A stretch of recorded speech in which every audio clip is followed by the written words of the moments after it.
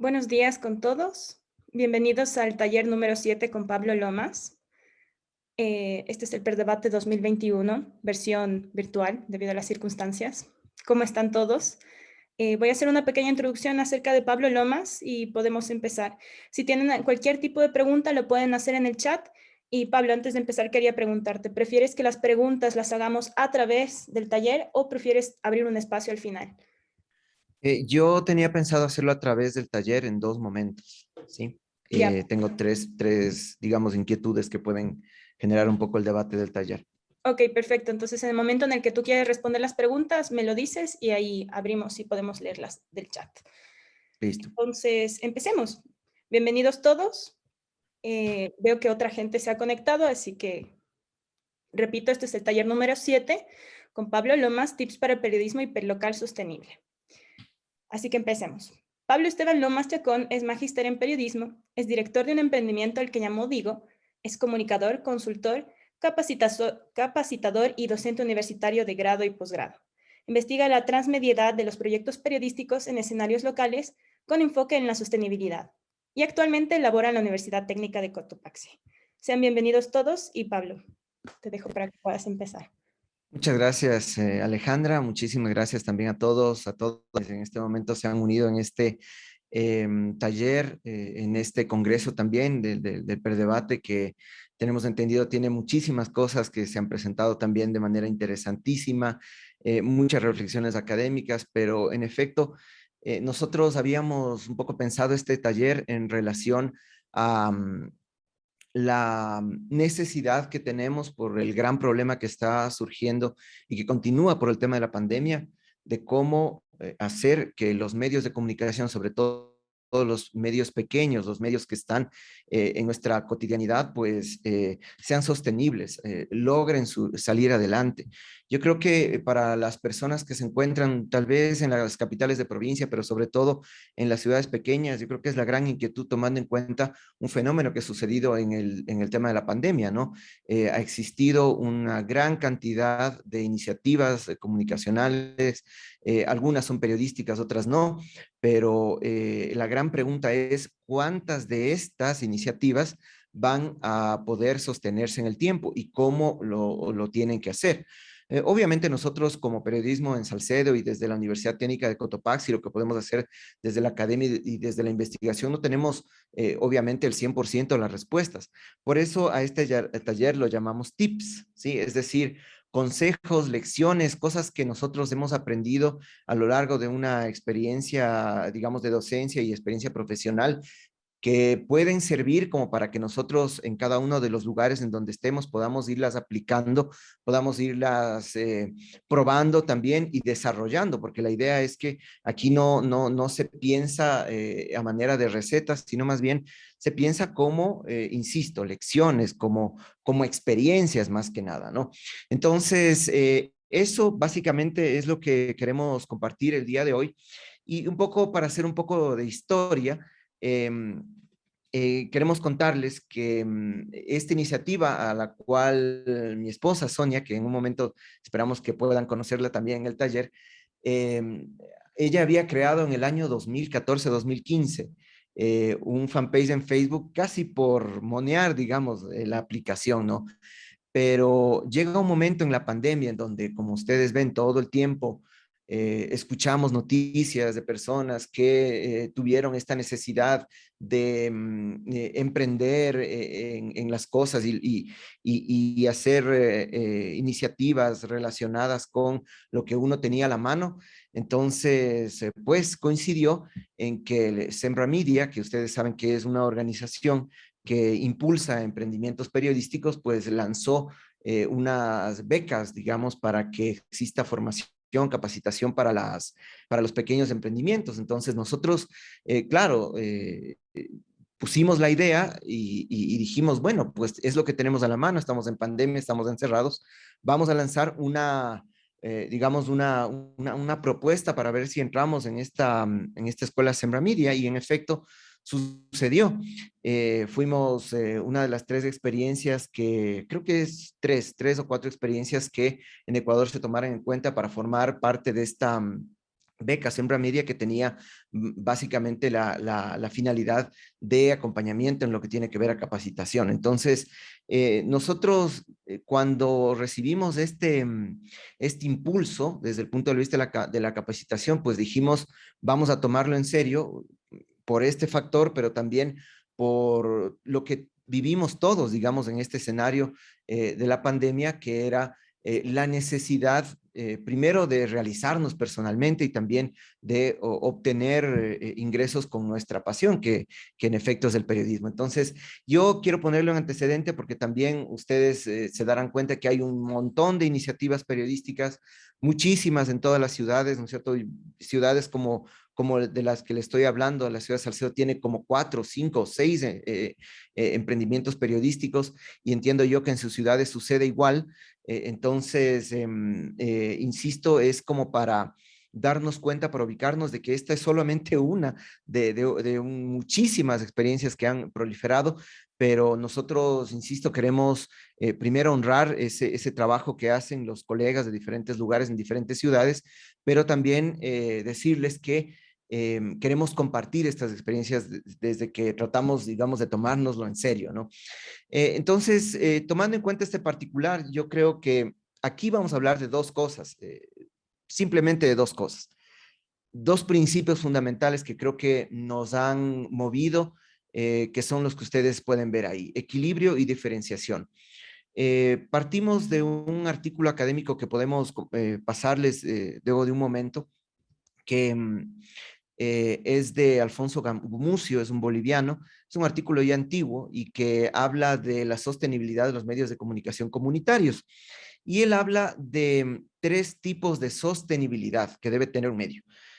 Nosotros desde las provincias, sobre todo en mi caso particular, desde la provincia de Cotopaxi, que tiene alguna trayectoria en comunicación popular alternativa con medios de comunicación que han resultado inclusive históricos, trascendentales en el quehacer del país y de América Latina, ya teníamos claro, digamos, algunas cosas sobre el tema de la comunicación comunitaria, pero este artículo en lo personal me ha llamado mucho la atención porque pone o pasa limpio esta necesidad de hablar de sostenibilidad, en primer lugar, de los medios comunitarios, pero lo hace desde una visión como tripartita equilibrada, es decir, no puedes tú trabajar por un nivel de sostenibilidad sin descuidar el otro.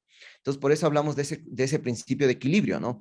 El tema de la sostenibilidad social, es decir, cómo es que logras que un medio de comunicación sea querido, reconocido, útil para la gente, ¿sí? Al mismo tiempo en que la gente sepa que este es un medio de comunicación y no es tal vez un fanpage en Facebook, con todo respeto, que tal vez no tiene claros sus límites, sus objetivos, sus alcances, su misión, digamos, en el quehacer, digamos, de la sociedad a donde quiere servir. Y obviamente el tercero, el tema de la sostenibilidad económica, que, insisto, es la mayor preocupación que pueden tener, como dije al principio, los mayores, digamos, los medios de comunicación locales e hiperlocales. Entonces, ¿qué es lo que sucede? A veces pasa que por darle sostenibilidad económica a un proyecto pierde sostenibilidad social y descuidas la sostenibilidad institucional. O a veces pasa que por mucha pasión que tenemos por el periodismo, le damos sostenibilidad social al proyecto, pero descuidamos la sostenibilidad económica. Entonces, yo creo que este es el principio muy, muy importante, el tema del equilibrio. No puedes hablar de sostenibilidad económica si no piensas en estos otros dos factores. Y también el asunto está, digamos, es el secreto que hemos aprendido sobre la marcha, que mientras tú piensas, por ejemplo, en la sostenibilidad económica, de manera conjunta con la institucionalidad y la social, empiezas a construir como una especie de motorcito que hace andar el medio de comunicación local. Entonces, yo creo que ese es el principio del equilibrio que está resumido en el tema de este artículo, y también el asunto de la diferenciación. Por obvias razones, ustedes escucharon de mi parte haber dicho que hay cientos de iniciativas que intentan hacer periodismo. En efecto, hay muchas personas que están tal vez en procesos de titulación de las universidades, muchos empleados de medios de comunicación que tal vez dejaron por este tema de la pandemia sus trabajos de los medios tradicionales, gente que ha sido despedida, gente que se ha cansado inclusive de las normas, de las lógicas de los medios tradicionales y están emprendiendo. Entonces, como tienes un universo en este ecosistema de medios que está muy amplio, muy diverso también, porque inclusive vos ves hasta partidos políticos, ves empresas, de cualquier otra índole, no solamente desde el tema de la comunicación. En mi ciudad, por ejemplo, hay una empresa que capacita guardias de seguridad, por ejemplo, que está haciendo entrevistas con las formas del periodismo y uno dice, ¿cómo así? Pero más bien es obvio, entiendes que es como parte de una lógica que básicamente nosotros ya la sabíamos desde hace muchísimo antes, que es todo el mundo ahora tiene derecho a comunicar, las empresas también. Entonces uno tiene que saber que lo más importante en este punto es diferenciarse, aprender a diferenciarse. ¿Cómo es que yo trato de mostrar de este montón de experiencias cómo la gente sabe que soy distinto, que soy diferente, que soy un proyecto que plantea las cosas de otra manera? Entonces, yo creo que para poder contestar esos dos puntos, ¿sí? El tema del equilibrio y el tema de la diferenciación, yo les lanzo aquí el primer tip. O sea, no puede haber experiencia periodística, no puede existir experiencia periodística que no defina sus principios. ¿Qué es lo que pasa? Antes, cuando existían los medios tradicionales y predominaban los medios tradicionales, se entendía al medio por su plataforma, es decir, no le preguntabas a alguien, o cuando le preguntabas a un emprendedor en medios, le decían, ¿qué te pusiste? Y uno no decía, yo tengo un medio de comunicación. O sea, no decía así, porque uno se quedaba en las mismas, ¿no? Es como cuando te preguntan si te cortaron la luz o te cortaron el agua en la casa, no es que dices, me suspendieron los servicios básicos, no dices eso, sino que más bien dices, me cortaron la luz, me cortaron el agua. Entonces, lo mismo sucede en el tema de los medios de comunicación tradicionales, que cuando les preguntabas, ellos te decían, tengo una radio, tengo un periódico, tengo un canal de televisión. Es decir, los medios se entendían en función a sus plataformas, a sus soportes. Entonces, ¿qué es lo que está pasando ahora? Ahora, como ustedes ven, las plataformas, los soportes han formado parte ahora de un aspecto que es tal vez más secundario a los principios del medio de comunicación. Porque antes decías, bueno, me pongo una radio, me pongo un canal de televisión, me pongo una revista y de ahí veré qué pondré, ¿no es cierto? No es que tenías también tan claro, tan definido qué es lo que querías hacer con tu medio de comunicación en lo que tenías que ver a los servicios que quieres darle a la gente o al tipo de periodismo que quieres hacer. Entonces, porque eso por lo general estaba como preconcebido, pero ahora no. Ahora es necesario definir nuestros principios, ahora es necesario decir cómo vas a aportar tú al desarrollo de la ciudad, del cantón, de la parroquia en donde quieres servir con tu proyecto o con tu emprendimiento periodístico. Entonces, yo creo que eso es lo importante, porque al final, esto de definir los principios forma parte de estos cimientos que, como ustedes pueden ver, hacen que el periodismo hiperlocal sea sostenible. Primero, el tema de la filosofía corporativa, que es lo que habíamos dicho, ¿no es cierto? Declara tu misión, declara tu visión, declara tus valores, pero no es una cosa que haces como los trabajos que cumples en la universidad, ¿no? O sea, para que me pongan un punto.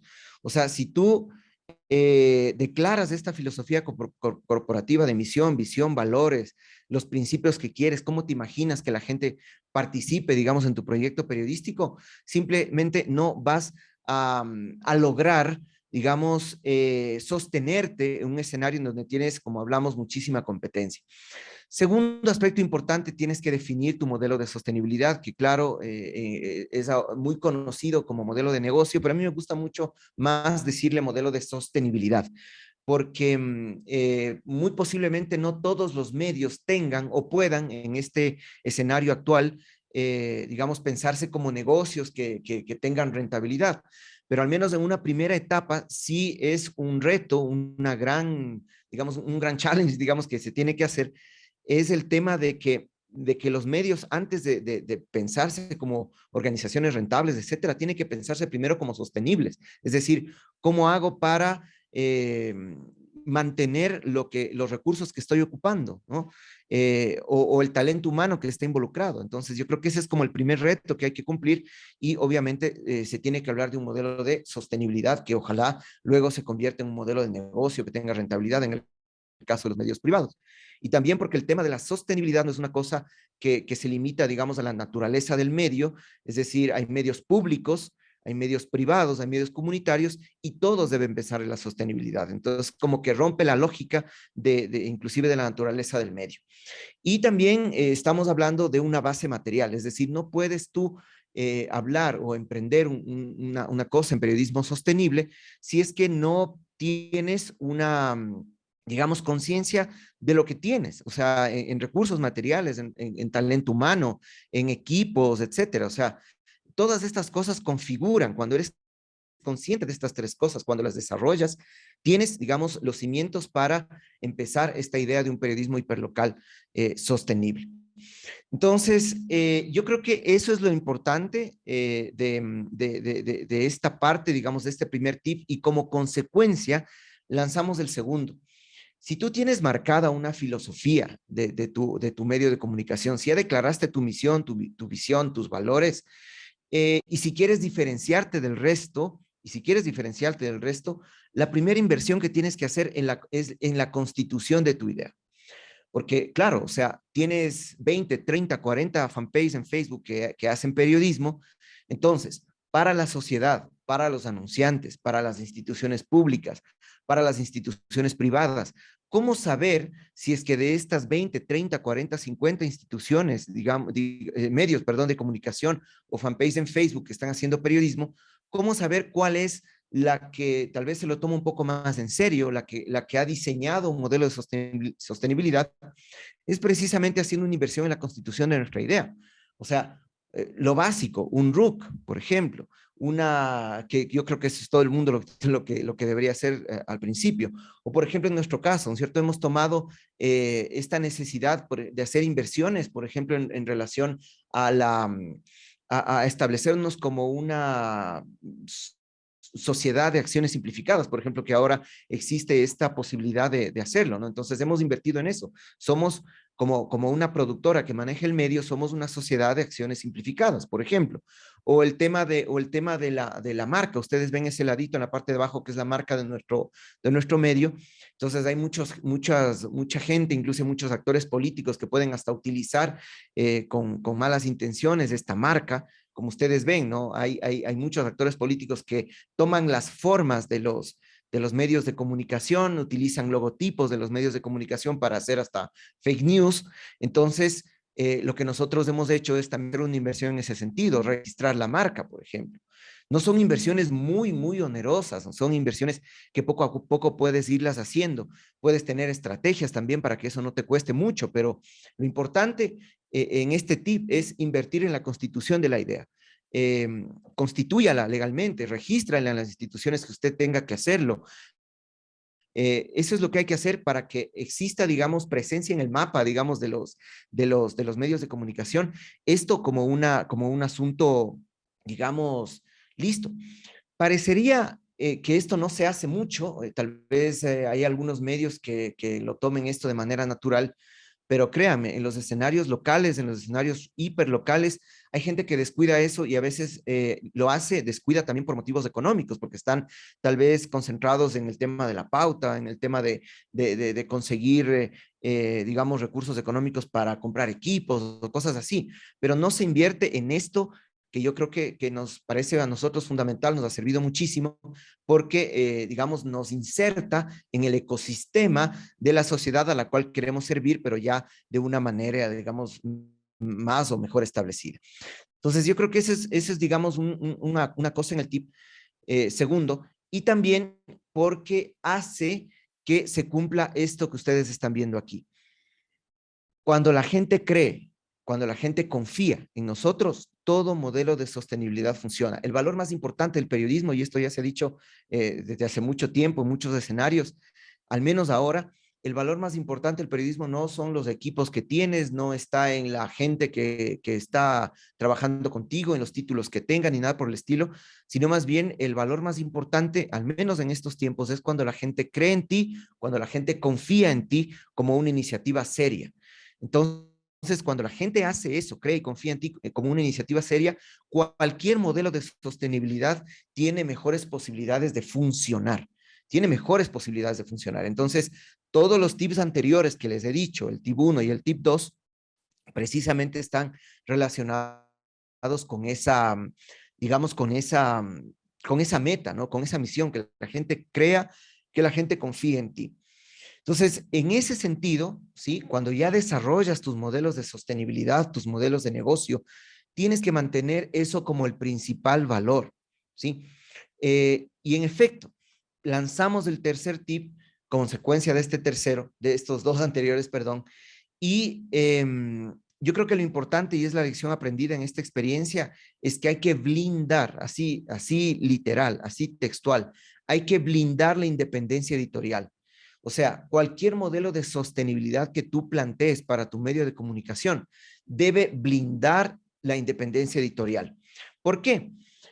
Inclusive, como decía la lámina, debe blindarse hasta de ti mismo, hasta de tus pasiones, hasta de tus necesidades, inclusive hasta económicas. Debe blindarse hasta de ti mismo. ¿Por qué? Porque yo recuerdo, y ahí tengo esta lámina, que yo recuerdo alguna vez a Alfonso Espinosa de los Monteros, ustedes saben que es un referente en el periodismo nacional. eh, Él, cuando le habían preguntado sobre si alguna vez le habían propuesto una candidatura política, él había dicho que no, que obviamente lo había pensado, pero había dicho que no porque la línea entre el periodismo y la política puede ser que vaya al mismo sentido, pero la línea del periodismo y la política siempre serán líneas paralelas, decía él, ¿no? Que no deben unirse en ningún momento, ¿sí? Que no deben unirse en ningún momento. Entonces, eso a mí me llamó mucho la atención porque en efecto va determinando esta idea de la independencia editorial. Pero ¿qué es lo que pasa en muchos casos en los medios de comunicación pequeños, hiperlocales? Ustedes ven que existe una naturaleza totalmente distinta. A veces los medios grandes surgen de, yo qué sé, iniciativas de grupos económicos que son fuertes o surgen de experiencias periodísticas que son de mucha trayectoria a nivel nacional, etcétera. Pero en el caso de los medios locales suceden cosas distintas. A veces pasa que el mismo político consiguió una frecuencia para un medio de comunicación. O a veces pasa que se montan medios de comunicación como plataformas para cosechar los logros, digamos, en lo que tiene que ver a los bienes simbólicos que eso va provocando en la gente, lo quieren cosechar ya desde el punto de vista político electoral. Entonces, eso sucede mucho en los escenarios locales y a veces pasa que esa línea que ustedes ven, esa línea paralela que está ahí con cierta distancia, a veces pasa que es más pequeña en los escenarios locales. Inclusive está casi a punto de juntarse, porque sucede a veces que la gente que trabaja contigo milita en partidos políticos, está en todo su derecho y todo lo que quieras, ¿no es cierto? Pero trabaja contigo tal vez en el equipo de producción, es camarógrafo, o sucede, hay una relación como muy cercana, muy estrecha entre el periodismo y la política, pero por eso en los escenarios locales. Y por eso es que tú tienes que echarle un poquito de cabeza al modo en el cual tú vas blindando tu independencia editorial. La blindas, como dije al principio, la blindas hasta de ti mismo, hasta de tus principales amenazas o hasta de las provocaciones más fuertes que puedes tener desde el punto de vista de la política o la política electoral. Ahora al menos que estamos a punto de unas elecciones seccionales, vamos a poner a prueba, digamos, este blindaje que hemos puesto a nuestra iniciativa periodística. Entonces, ¿cómo se logra eso? ¿Cómo se logra eso? Declarando principios que vayan determinando eh, el tema sobre todo de la sostenibilidad económica. Y de ahí lanzamos el tip 4. Esto es discutible porque en efecto hay muchos medios de comunicación que consideran, hay muchas iniciativas periodísticas que consideran que sí se puede financiar un proyecto periodístico con recursos que vienen de las personas a las cuales tú vas a observar desde el periodismo. Hay gente que sí cree eso, pero nuestra experiencia, al menos la experiencia que queremos compartir en este taller, es simplemente esta, o sea, creemos nosotros que la sostenibilidad económica de nuestro medio no debe venir de las instituciones a observar desde el periodismo. Y el asunto aquí en nuestra iniciativa periodística o en las iniciativas periodísticas locales es clara. Si nosotros tenemos a la mano, si nosotros queremos cuestionar, observar, hacer seguimiento a las acciones que hace, por ejemplo, nuestro gobierno autónomo local, que en este caso es el GAT municipal de nuestra ciudad, simple y sencillamente nosotros debemos rechazar, debemos renunciar inclusive, ¿sí? Debemos renunciar a la posibilidad de financiarnos con ellos, o sea, a la posibilidad de financiarnos de ellos. Entonces, yo creo que eso a nosotros nos ha servido de mucho porque nos ha disparado, digamos, la creatividad, porque inmediatamente, como la siguiente pregunta que puede venir, entonces, si no quieres vivir del municipio, entonces, ¿de qué quieres vivir? Entonces, precisamente eso ha disparado para nosotros lo que en la Escuela Siembra Media habíamos también escuchado, es decir, cuáles son las otras fuentes de ingreso, las otras fuentes de financiamiento que pueden venir o que pueden estar cercanas a una iniciativa periodística sin que comprometa eso tu ética, sin que comprometa eso tu credibilidad, que como hablamos anteriormente, eso es lo más importante. Entonces, precisamente ahí le metes tu esfuerzo, digamos, tu creatividad, tu posibilidad, digamos, de ir identificando las cosas que son necesarias para lograrlo. Y obviamente tenemos también en este taller algunas respuestas. A mí me gustaría en este primer punto hacer una primera pausa, como decía Alejandra, si es que me olvidé de tu nombre, Alejandra, me disculpa, no, sí, Alejandra, ahí quisiera hacer una primera pausa un poco para atender preguntas o cuestionamientos, o también para lanzarles esto precisamente como pregunta o como a ti para la gente que está asistiendo a este taller, ¿no? Claro, podemos abrir ahora un espacio para preguntas. En el chat todavía no he visto ninguna pregunta. No sé si alguien quiere hacerla a voz o si quiere también la puede escribir en el chat y yo la puedo leer. No hay ningún problema. Creo que nadie tiene preguntas por el momento. Sí, bueno, eso significa que todo está muy claro o tal vez todo está muy oscuro, ¿no? Yo tenía una en este momento. Yo tenía una en este momento. Yo lanzaba, decía que es necesario definir el modelo de sostenibilidad y que no comprometa tu ética. Entonces, yo creo que la pregunta, sobre todo para la gente que tiene inquietudes desde el punto de vista profesional, sería cómo pensaríamos financiar un medio de comunicación excluyendo, por ejemplo, a las instituciones públicas de nuestro cantón, por ejemplo. Entonces, ¿cómo pensarías hacerlo? Entonces, no sé, ahí sí tal vez si es que alguien quisiera participar o se le ocurre tal vez alguna idea sobre ese punto o podemos dejar que avance este taller para que en el momento en que exista otro espacio de debate o de diálogo poder tal vez escucharles y de pronto ya se dieron el tiempito de pensarlo. Por el momento no veo ninguna pregunta en el chat, así que creo que podemos Ok, continuar y luego abrir otro espacio. listo, muy bien, muchas gracias. Entonces, decíamos que la sostenibilidad económica, yo creo que es súper importante porque va determinando, creemos, nuestra ética, va determinando también los compromisos que vamos teniendo y va determinando también nuestra independencia. O sea, nosotros al menos con la experiencia profesional que tenemos y con todo lo que se ha analizado en el aula de clase y la investigación, pues vemos que en efecto esto es así, o sea, tiene mucho que ver, porque forma parte, como dijimos en la primera, una de las primeras láminas, forma parte de la base material de nuestro emprendimiento periodístico, de nuestros cimientos.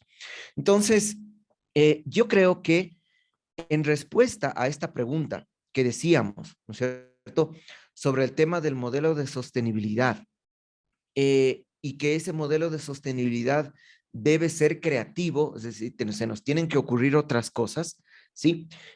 Nos hemos dado cuenta que nuestro modelo de sostenibilidad debe incluir escenarios offline. Es decir, no puedes tú decir que voy a hacer periodismo y voy a vivir solamente de los contenidos que genero y de nuestras audiencias. Nosotros, a través de la declaración de nuestros principios, por ejemplo, sabemos que tenemos un rol en la sociedad a la cual queremos servir. Por ejemplo, nosotros nos hemos declarado abiertamente como una iniciativa que quiere contribuir a la reconstrucción del tejido social de la gente de nuestra ciudad, que ha sido rota obviamente por todas estas lógicas que han venido desde la pandemia y mucho antes. Y la pandemia obviamente no ha sido el único factor que ha roto el tejido social de un pueblo, puede ser inclusive sus mismos gobernantes o la forma en cómo se configuran ciertas indicadores socioeconómicos, como por ejemplo los índices de pobreza o los niveles tal vez de delincuencia. Son ese tipo de cosas, digamos, que van rompiendo el tejido social digamos, de cómo se desarrolla el convivir de una ciudad. Entonces, nosotros nos declaramos como un medio que trata de ayudar a contribuir el tejido social de la gente, ¿sí? Entonces, por ejemplo, si es que un gobierno autónomo descentralizado no hace gestión cultural, por ejemplo, o no atiende el asunto de la cultura por estar dedicado a otras cosas, pues simple y sencillamente se rompe el tejido social de la gente pierde identidad, etcétera, y eso va determinando también inclusive aspectos económicos de un pueblo. Entonces nosotros como declaramos eso como principio, obviamente también tenemos que generar escenarios online en donde se cumpla esa misión que nosotros nos hemos formulado. Entonces, por ejemplo, apoyamos nosotros abiertamente a toda iniciativa que resulte, digamos, que venga desde lo cultural. Por ejemplo, si es que hay una rueda de prensa o algo, o si de pronto hay o algún gestor cultural quiere promocionar algo, nosotros vamos directamente a apoyarlo, ¿no? Por ejemplo, nosotros, nuestro merchandising, por ejemplo, porque en efecto un escenario offline son cosas que tú puedes hacer que no sean necesariamente periodismo, pero por ejemplo nosotros hemos lanzado hace algún ratito, lanzamos por ejemplo una campaña de merchandising con este tipo de artículos, por ejemplo, o este tipo de cosas que están sucediendo mucho en otras iniciativas. Por ejemplo, aquí tenemos 3 elementos de nuestra identidad, de nuestra ciudad, que por ejemplo son el príncipe San Miguel, que es el patrón de nuestra ciudad, una vestimenta típica del pueblo panzaleo, por ejemplo, y también el tema este del danzante, que también sucede mucho en provincias de Cotopaxi, que son gestores o actores culturales. Entonces vamos a lanzar una propuesta que permita relanzarlos, valorizarlos, digamos, como como una iniciativa de identidad en nuestra ciudad y vamos a sacar por ejemplo, elementos en nuestro merchandising que incluyan estos aspectos para identificarnos con la gente, yo que sé, camisetas, estamos desarrollando ese tipo de cosas. Entonces, a lo que yo voy es al hecho de que nosotros tenemos que incluir escenarios offline en nuestro modelo de sostenibilidad. Es decir, así como generamos periodismo, también tenemos que hacer cosas que sirvan para sostener una marca que busca reconstruir, en este caso, el tejido social, digamos, de la gente, ¿no? Entonces, eso en relación, por ejemplo, a este team, y vos tienes ahí, por ejemplo, una posibilidad de tener algún ingreso y más que nada de traficar con bienes culturales, como decía uno de los autores de la, de la cultura latinoamericana, ¿no? Creo que era García Canclini que decía eso, ¿cierto? Traficar estos bienes simbólicos, ¿no? Que sirven obviamente para darle identidad a la gente y que nos hacen y que nos pueden dar inclusive un alcance global, ¿no? Porque una persona puede ir a cualquier lugar del mundo mostrando su identidad si se siente orgulloso de ella. Entonces, estamos pensando precisamente ese tipo de cosas. Entonces, eso en relación a este tip. Pero yo creo que aquí también viene una cosa para hacer esta segunda pausa, que está relacionada con, digamos, una cuestión actitudinal. Sin disciplina no se puede lograr este tipo de cosas, porque hay días malos, hay días en donde efectivamente las cosas no funcionan, los equipos no valen, no viene el invitado para la entrevista, o lo más básico, ¿cierto? Es un día de extremado sol y te complicas el tema de la cobertura, o te falló una fuente, etcétera, pero cuando vos tienes clara esta misión, estos valores, y planteas, digamos, de manera disciplinada unos pasos que quieres dar en el establecimiento de este proyecto, si tú tienes disciplina, es posible ir logrando estos cosas, estos pasos, digamos, que son necesarios dar en este ejercicio, ¿no? Entonces, aquí me gustaría también hacer esta segunda pausa, ¿sí? Porque en efecto, saber si es que existen inquietudes, dudas o ideas que también ustedes pueden ir lanzando en experiencias que ustedes pueden haber tenido, ¿no es cierto? En su camino, en su recorrido por los medios de comunicación locales. A ver, Pablo, veo que hay una pregunta de Andrea Pérez. Buenos días. ¿Es posible brindar noticias positivas en un país donde el gobierno tiene control y opresión sobre el pueblo? Sí, ajá. A ver, yo creo que para hacer eso sirven mucho los géneros periodísticos que nosotros hemos trabajado. Por ejemplo, si tú quieres hablar de una noticia positiva, puedes utilizar recursos como por ejemplo la crónica o el perfil. Al menos en los escenarios locales, es necesario balancear. porque claro, o sea, tú tienes un montón de noticias malas, inclusive a veces por el tráfico que estas noticias malas dan, un accidente de tránsito, un asalto, todo lo que tiene que ver con la delincuencia. Inclusive ahora hemos visto escenarios muy tétricos, con imágenes muy fuertes, digamos, de lo que sucede con el tema de la extrema violencia. Pues nosotros tenemos que hacer periodismo, es decir, asumir con conciencia que eso no es todo lo que pasa en la sociedad, es decir, nosotros no tenemos que exacerbar, eh, digamos, la violencia en el sentido de que la violencia no es lo único que pasa, o la delincuencia no es lo único que pasa en nuestras sociedades, en nuestras localidades. Tenemos que informar sobre la delincuencia, tenemos que informar sobre la violencia, tenemos que informar sobre la corrupción, eso es obvio, ¿no es cierto? Pero también tenemos que estar conscientes de que la violencia, la corrupción, etcétera, no es lo único que pasa en nuestra sociedad. Nos vamos a sorprender porque a la final la gran mayoría de acciones que hace la gente en nuestros escenarios locales son acciones positivas, sino que lastimosamente esas acciones positivas, llamadas obviamente positivas, digamos, beneficiosas, digámoslo así, constructivas, digámoslo, ¿no? Más que positivas, son la gran mayoría de acciones, son la gran mayoría de acciones y también despiertan emociones, porque ¿qué es lo que pasa? Sucede que nosotros vemos las métricas que provoca un asalto y claro, eso tiene unas métricas impresionantes, un montón de compartidos, un montón de me gustas, unos alcances impresionantes cuando leemos las métricas en las redes sociales, ya vamos a hablar de eso también, eh, pero creemos que eso es el único contenido que puede generar impacto. ¿Sí? Pensamos que ese es el único contenido que puede generar impacto.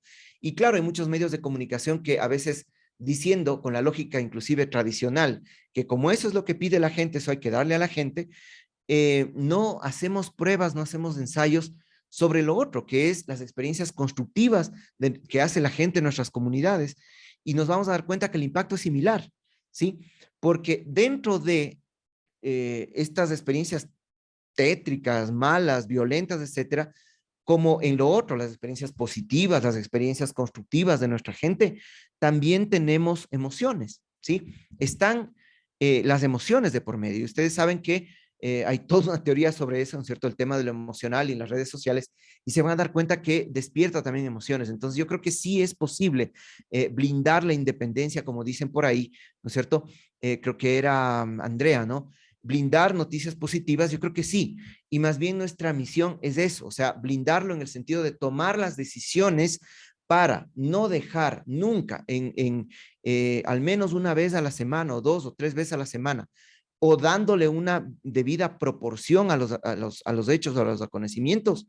Inclusive podríamos decir que la gran mayoría de noticias que nosotros deberíamos difundirle a la gente son noticias positivas, por un simple principio de proporcionalidad. Como la mayoría de la gente hace cosas, o la mayoría de los actores sociales, políticos, culturales, etcétera, hace cosas constructivas, nosotros deberíamos actuar en consecuencia. Y precisamente eso sería, digamos, blindar y ser realmente conscientes de que el periodismo debe dar una visión de lo que sucede realmente en la sociedad, ¿sí? Y nos va a ayudar también a reconectarnos con la gente. No sé si existe alguna otra duda o inquietud. Por el momento no, pero yo también quería preguntarte algo acerca justo de esta pregunta de Andrea, acerca del periodismo de soluciones. Quería preguntarte si tú tomas el periodismo de soluciones como un enfoque que sueles utilizar como periodista cuando realizas contenido. Sí, en efecto. Nosotros, bueno, claro, ahora se le llama periodismo de soluciones, pero hay, digamos, autores desde hace muchísimos otros tiempos, al menos en todo lo que tiene que ver a la experiencia de la comunicación popular, alternativa, los medios comunitarios, etcétera, ¿no es cierto? Hay autores que le llamaban a este periodismo de soluciones, le llamaban también periodismo de intermediación social. Es decir, si mi barrio no tiene agua, si es que un barrio no está bien iluminado y esto está generando inseguridad, por ejemplo, en sus moradores, debe actuar el periodismo. Yo creo que eso es el periodismo local y el periodismo hiperlocal. En efecto, se lo hace como digamos, como una misión declarada, ¿no?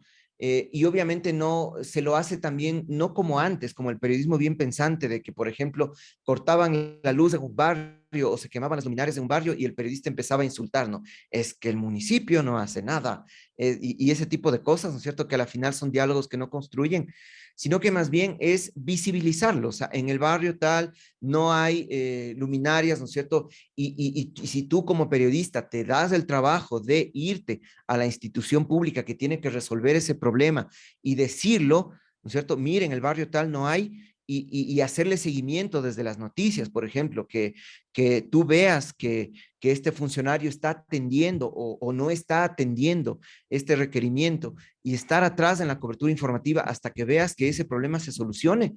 Yo creo que eso es lo que, digamos, una de tus misiones importantísimas en el desarrollo, digamos, del periodismo que tienes que hacer. Entonces, a la final, volvemos a la misma idea, ¿no es cierto? A la idea de la construcción, ¿no? De la construcción de las cosas, y vemos que tanto la gente como las instituciones públicas, la empresa privada, etcétera, cuando las unificas en función de construir, de resolver problemas, digamos, cuando las unificas y logras ese tipo de cosas, pues a la final la gente va a empezar, como bien decíamos al principio, a creer en ti y a confiar en ti como un medio, y a la final, como decíamos, a que la gente, digamos, te crea como alguien que es útil en su día a día, ¿no? En el día a día de su barrio, en el día a día de su comunidad o de su casa inclusive, ¿no?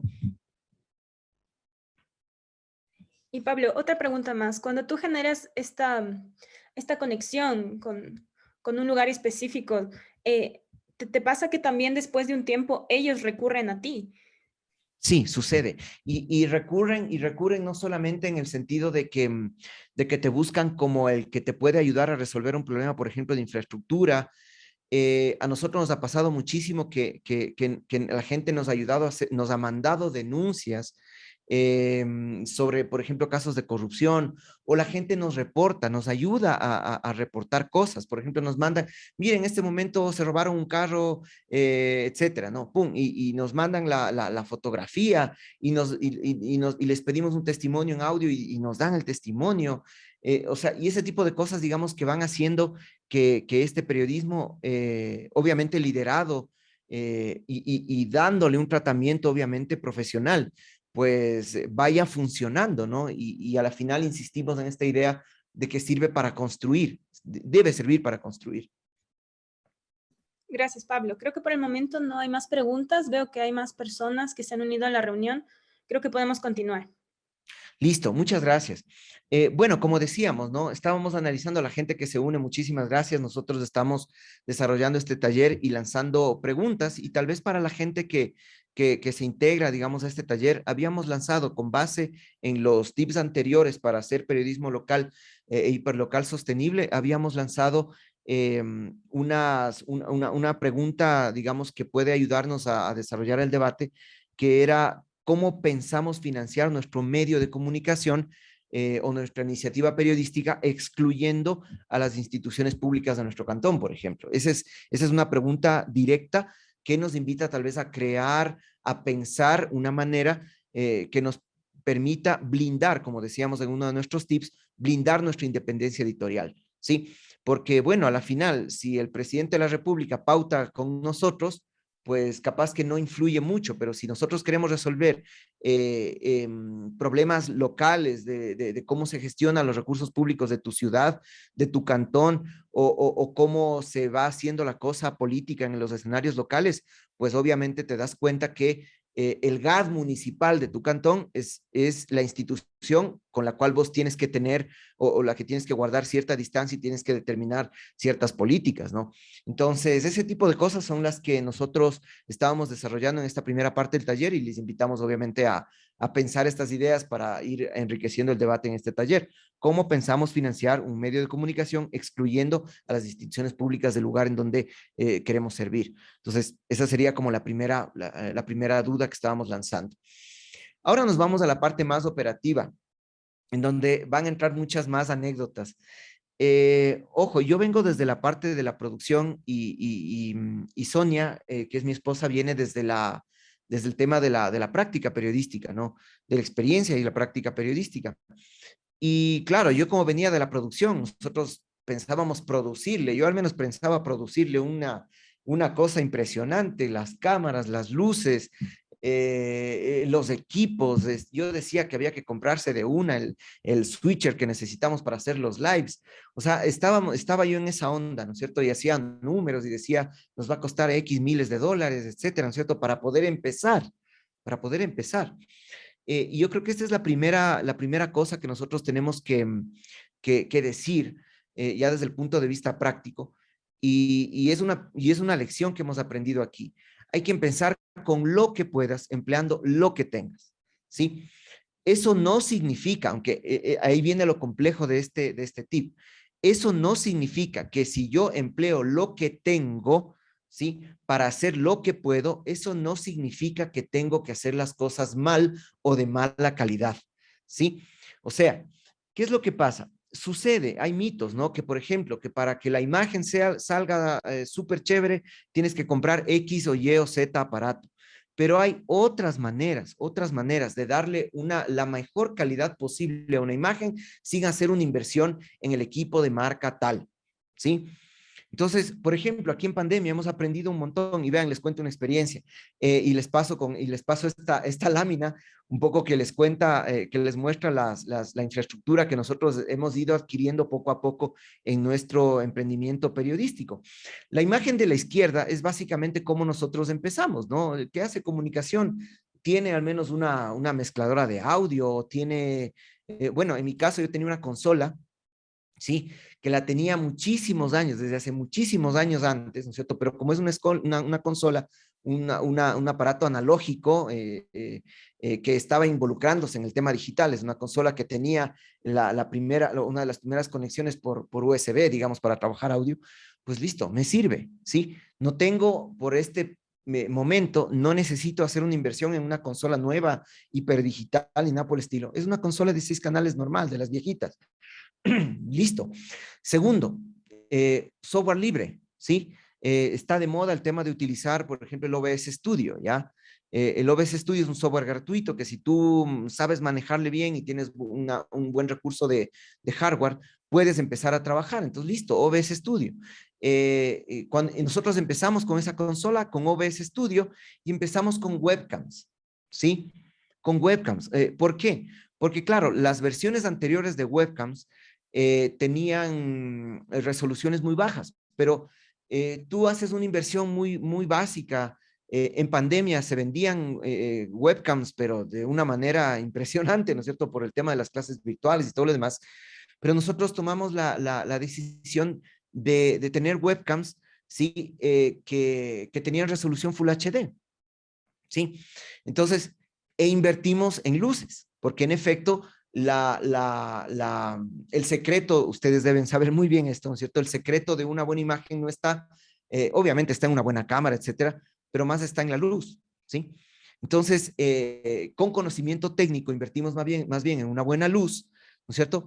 Y trabajamos con webcams. Y la gente, y era impresionante porque la gente se sorprendía de que con una webcam en un espacio, digamos, relativamente grande, nosotros evitamos lo que por lo general hacían muchos medios de comunicación, que era el tema del chroma key, que es todo el mundo estaba en ese tiempo haciendo chroma keys, por obviamente, primero porque se presentaba a veces como una novedad, o a veces pasa que tenían espacios muy reducidos, etcétera, ¿no es cierto?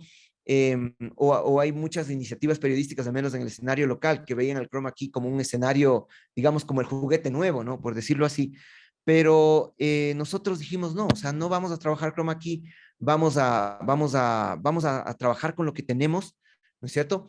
Y les digo, iniciamos con webcams, con OBS Studio, con una consola viejita, un monitor de estudio. Y claro, ustedes están viendo la primera imagen que hicimos, por ejemplo, nuestra primera inversión para diferenciarnos del resto, que era invertir en vMix, que obviamente inclusive ustedes saben muy bien que esto se puede piratear, pero nosotros hicimos la inversión en vMix Studio, por ejemplo, y hacemos estas inversiones, digamos, pensando poco a poco en las cosas que podemos ir logrando. Entonces, como ustedes ven en la imagen de abajo, ustedes ven, por ejemplo, teníamos una cámara, una Handycam, ¿no es cierto? Una cámara Handycam que todo el mundo tiene en su casa, ¿no es cierto? Pero el secreto era saber iluminar bien, ¿sí? Iluminar bien. Obviamente no puedes decir que vas a tener el nivel profesional que tuvieras si tuvieras una cámara de las de hoy, de las profesionales, ¿no? Pero lo que me voy es a defender este tip. Si usted tiene una cámara profesional, con mucha más razón, empiece, hágalo. Pero en nuestro caso, por ejemplo, no teníamos, teníamos una cámara, digamos, de las grandes, súper grandes, un HDB, ¿sí?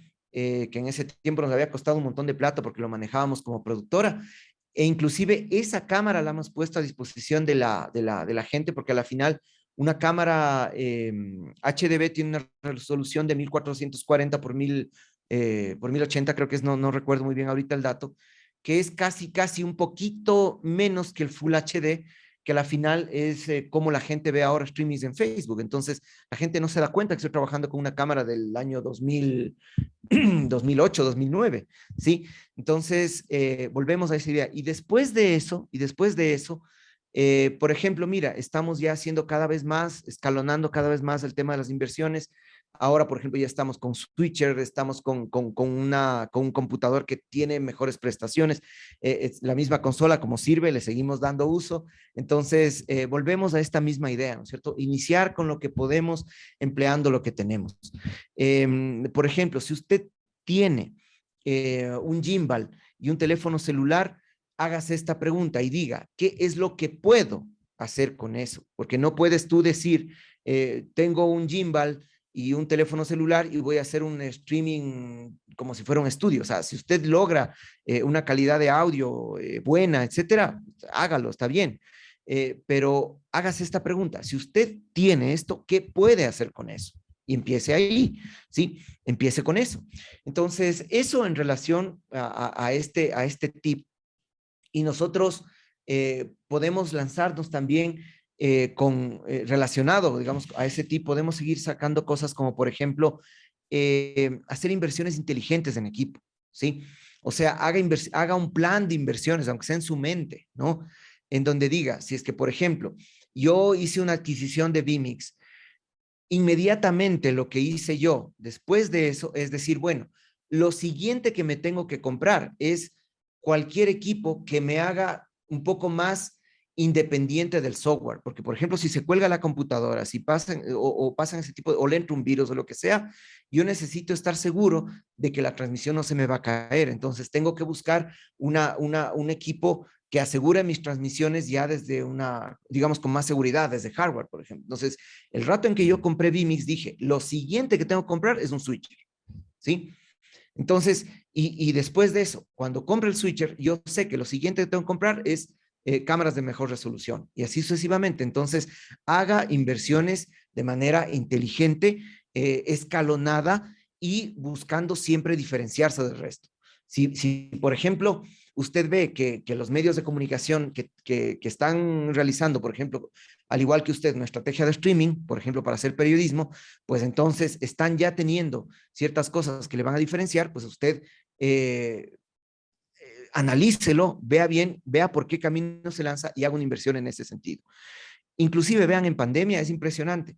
En pandemia ustedes no se van a dar, van a estar sorprendidos de que hay un montón de estos equipos, de que hay un montón de estos equipos en súper buen estado que se están encontrando inclusive usados en Facebook, en Marketplace o en OLX, o sea, y vas a ir haciéndote poco a poco de estos equipos y vas a poder, digamos, desarrollar una estrategia o digamos un plan, por decirlo así, de inversiones que vaya haciéndote cada vez más fuerte con tu emprendimiento periodístico. Aquí me gustaría hacer otra pausa para ver si de pronto existen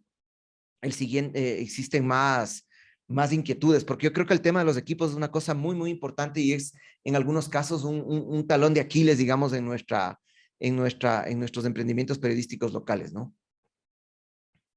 A ver, de lo que veo hay una pregunta. Dice Jorge Massa, ¿qué pasa cuando el periodista o medio se apega al poder o a la autoridad de turno, sea porque auspicia o compra pauta en el medio? ¿Cómo identificar y alertar estas prácticas?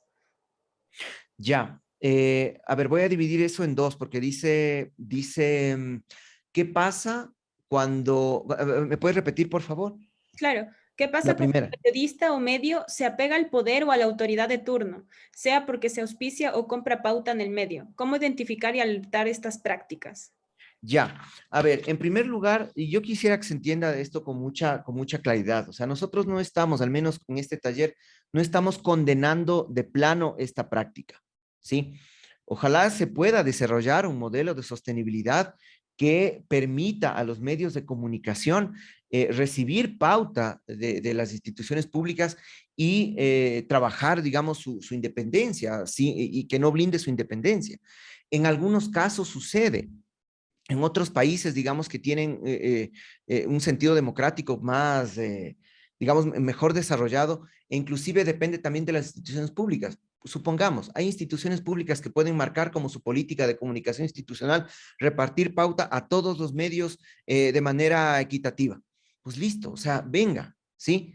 O sea, si es que, por ejemplo, una institución pública hace eso, ¿por qué no voy a recibir pauta de la institución pública? Y que quede claro, tal vez en un contrato, etcétera, que en efecto, si nosotros recibimos esa pauta y que en efecto esa pauta no va a comprometer nuestra independencia editorial, pues chévere, no hay problema.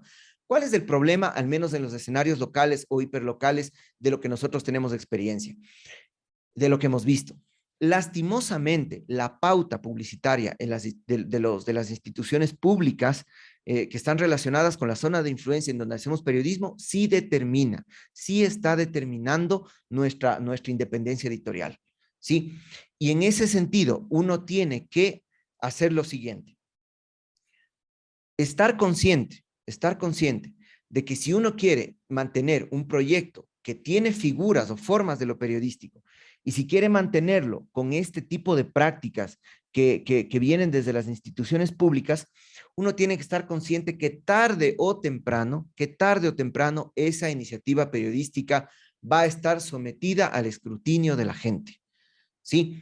O sea, los documentos son públicos, uno puede meterse al GAD municipal, a la página web, revisar los contratos y uno puede ver con claridad a qué medios de comunicación se les está pautando, a cuáles no. Y si uno hace una comparativa nomás, pues no, de qué es lo que saca el medio que tiene pauta y qué es lo que saca el medio que no, pues la gente se da cuenta de eso, la gente se da cuenta de eso. Entonces, uno tiene que saber que si es que toma ese camino, simplemente el proyecto periodístico, el proyecto de comunicación, ya no va a tener, digamos, esta sostenibilidad social que decíamos al principio.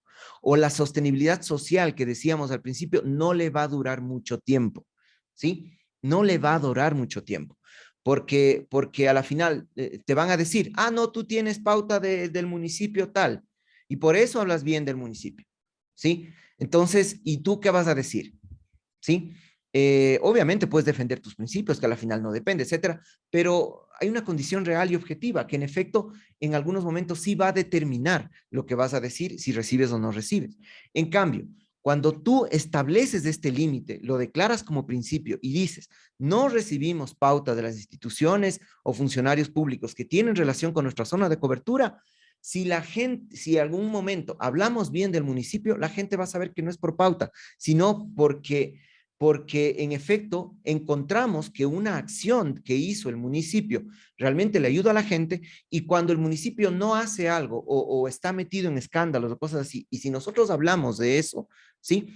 La gente igual se va a dar cuenta que nosotros en efecto lo hacemos porque tenemos cierto nivel porque estamos separados, digamos, desde el punto de vista económico, digamos, con este gobierno. Volvemos al principio que decíamos, ¿no? Sostenibilidad social, sostenibilidad institucional, sostenibilidad económica. Vos no puedes, por tener sostenibilidad económica, sacrificar tu sostenibilidad social, porque simple y sencillamente es un suicidio, es el suicidio de tu medio, ¿sí? Entonces, eso un poco para contestar esa pregunta. Ok, Pablo, creo que por el momento no tenemos más la facilidad. Un segundo, creo que me mandaron una pregunta, pero no estoy segura. Sí, pero me mandaron directo. Gracias por el ¿Ya? espacio. ¿Cómo estás, Pablo? Las facilidades que brinda la tecnología para que se democraticen los medios ha permitido que muchos ciudadanos, no profesionales en comunicación, inicien medios digitales que son financiados por los grupos de poder. ¿Cómo combatir aquello? Pregunta Gonzalo. A ver, yo creo que no es un saludo a Gonzalo. Yo creo que no es nuestra función combatirlo. Yo creo que más bien nuestra función es hacer lo que nosotros queremos hacer, que es periodismo, ¿sí? Y a la final está en el terreno de la gente identificar cuál de estas iniciativas están relacionadas con grupos de poder, ¿no es cierto? Aunque en eso también hay un debate, y cuáles no. Y también yo tenía, cierto, cuando escribía este taller y hablaba sobre el tema del poder, también hay que acordarse que el periodismo también es un poder. O sea, entonces, cuando alguien te dice, te relacionas con los grupos de poder, a mí me da la sensación como que ellos tienen poder, son poderosos y el periodismo no, ¿sí? Entonces, yo creo que hay que entrar en conciencia en primer lugar que los medios de comunicación también son poder. Entonces, eh, cuando vos estableces esta línea, esta separación, esta distancia, por ejemplo, con el poder político, estás diciendo, yo creo que de manera incluso medio tácita, estás diciendo que tú también eres un poder y no necesitas, ¿sí? O sea, tú tienes que canalizar el poder de la gente, entonces tú no necesitas relacionarte para desarrollar tu proyecto periodístico, tú no necesitas o no deberías necesitar o deberías configurar tu emprendimiento periodístico sin aliarte a ese otro poder. Claro, lo que pasa es que el poder político, el poder económico, son poderes tal vez más tangibles, ¿no es cierto? Son más visibles, actúan de manera inclusive hasta más violenta, ¿no? Córtale la pauta si pues, está hablando mal de mí. O sea, inclusive yo escuchaba experiencias en donde decían eh, AB, el municipio tal pautó con X medio, ¿sí? Y el alcalde de ese municipio decía que el medio le había invitado a un tipo que es enemigo político del alcalde. Entonces, el medio con justa razón, pues con justo derecho. Y el alcalde había dicho, ¿cómo es posible que le inviten a él si es que él saben muy bien que él es mi enemigo? Le cortamos la pauta. Entonces, ese tipo de cosas pasan, ¿no es cierto? Entonces, yo creo, insisto, no es nuestra función combatir, sino más bien es nuestra función declarar principios que blinden esta independencia editorial de estos poderes, tanto del poder político y del poder económico. Y más bien, nuestro trabajo es, como dicen ahora esa palabra famosa, monetizar, ¿no es cierto? Nuestro trabajo es decantar, digámoslo así, el poder que tenemos, el poder ciudadano de la gente que vamos a construir para poder financiar nuestro proyecto, ¿sí?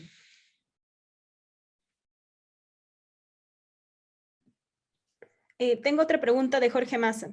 ¿Se puede hacer periodismo comunitario sin contar como recurso publicitario a las instituciones públicas locales? Sí, sí, de hecho sí. De hecho, nosotros en el tiempo en que estamos ejerciendo este proyecto, lo estamos haciendo, ¿sí? Lo estamos haciendo. Obviamente, ustedes tienen, bueno, Siembra Media nos ha, digamos, orientado, ilustrado, pero bueno, eso está en Internet. Yo creo que sí es necesario poner a limpio nuestro modelo de sostenibilidad en un documentito que se llama el Business Model Canva, ¿sí? Que en efecto va determinando cuál es tu propuesta de valor, cuáles son tus aliados, etcétera. Y a la final tú puedes ir generando otros modelos o otras formas de obtener ingresos económicos que no dependan obviamente del poder político, y puedes hacer periodismo comunitario sin problema, periodismo comunitario, periodismo de intermediación, de soluciones, ¿no es cierto? Que es obviamente algo que se tiene que se puede hacer. Por ejemplo, en nuestro caso, nosotros queremos meternos en el terreno de la investigación, por ejemplo, queremos buscarle un modelo a nuestro modelo de Business Canva, queremos meterle el tema de la investigación en ciencias sociales, queremos meterle el tema de proyectos de sostenibilidad, por ejemplo, proyectos comunicacionales, proyectos educativos, inclusive lo declaramos como principio, ¿no es cierto? Y queremos nosotros también, por ejemplo, desarrollar consultorías. De hecho, nosotros que no tienen nada que ver con el periodismo, que inclusive se difunden en otro tipo de plataformas. Y nosotros, por ejemplo, trabajamos con consultorías y en efecto, a veces lo chévere de esto es que cuando vos trabajas con consultorías, el medio de comunicación que generas desde el periodismo te sirve también como un valor agregado si lo pones ahora desde ese punto de vista, ¿no es cierto? Entonces, trabajamos así y es 100% posible, les digo sinceramente. Jorge responde, lo que he visto mucho en medios locales es que en tiempos de campaña pierden el sentido periodístico. Excelente charla y felicitaciones por compartir sus experiencias. Muchas gracias a ustedes. Y bueno, yo en algún momentito más parece que Sonia está también por acá. Sí quisiera que ella también converse un poco con ustedes, sobre todo la parte práctica, periodística, anecdótica, digamos, porque ella en efecto es la que está desarrollando estos talleres, ¿no? Perdón, esta iniciativa, ¿no? Bueno, si me permiten, podemos seguir seguimos acá.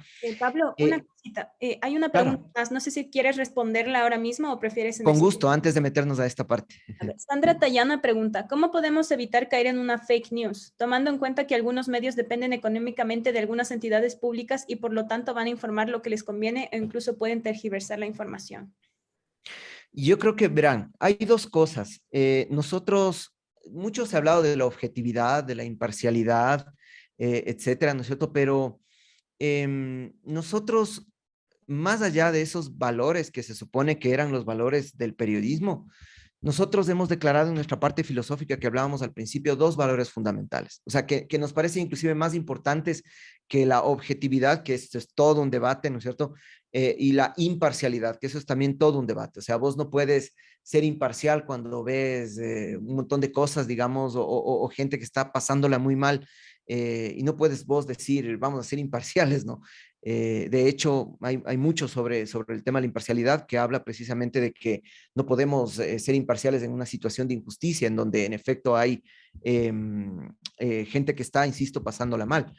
Yo creo que los dos valores fundamentales para no caer en esto de difundir fakes, etcétera, son dos cosas: pluralidad, ¿sí? Y transparencia. Las dos. Me parece que esos son los valores del periodismo local e inclusive yo podría decir del periodismo del futuro. O sea, eh, todo el mundo debe tener derecho a dialogar en igualdad de condiciones, en igualdad de espacios, en igualdad de actitudes ante un medio de comunicación, porque a veces pasa que se nota el sesgo, al uno le atacas, al otro como que le criticas. Entonces, si vas a criticar a uno como tu estilo de comunicación, critica hacia todo, marca así digamos, tu estilo de conversación de tu medio.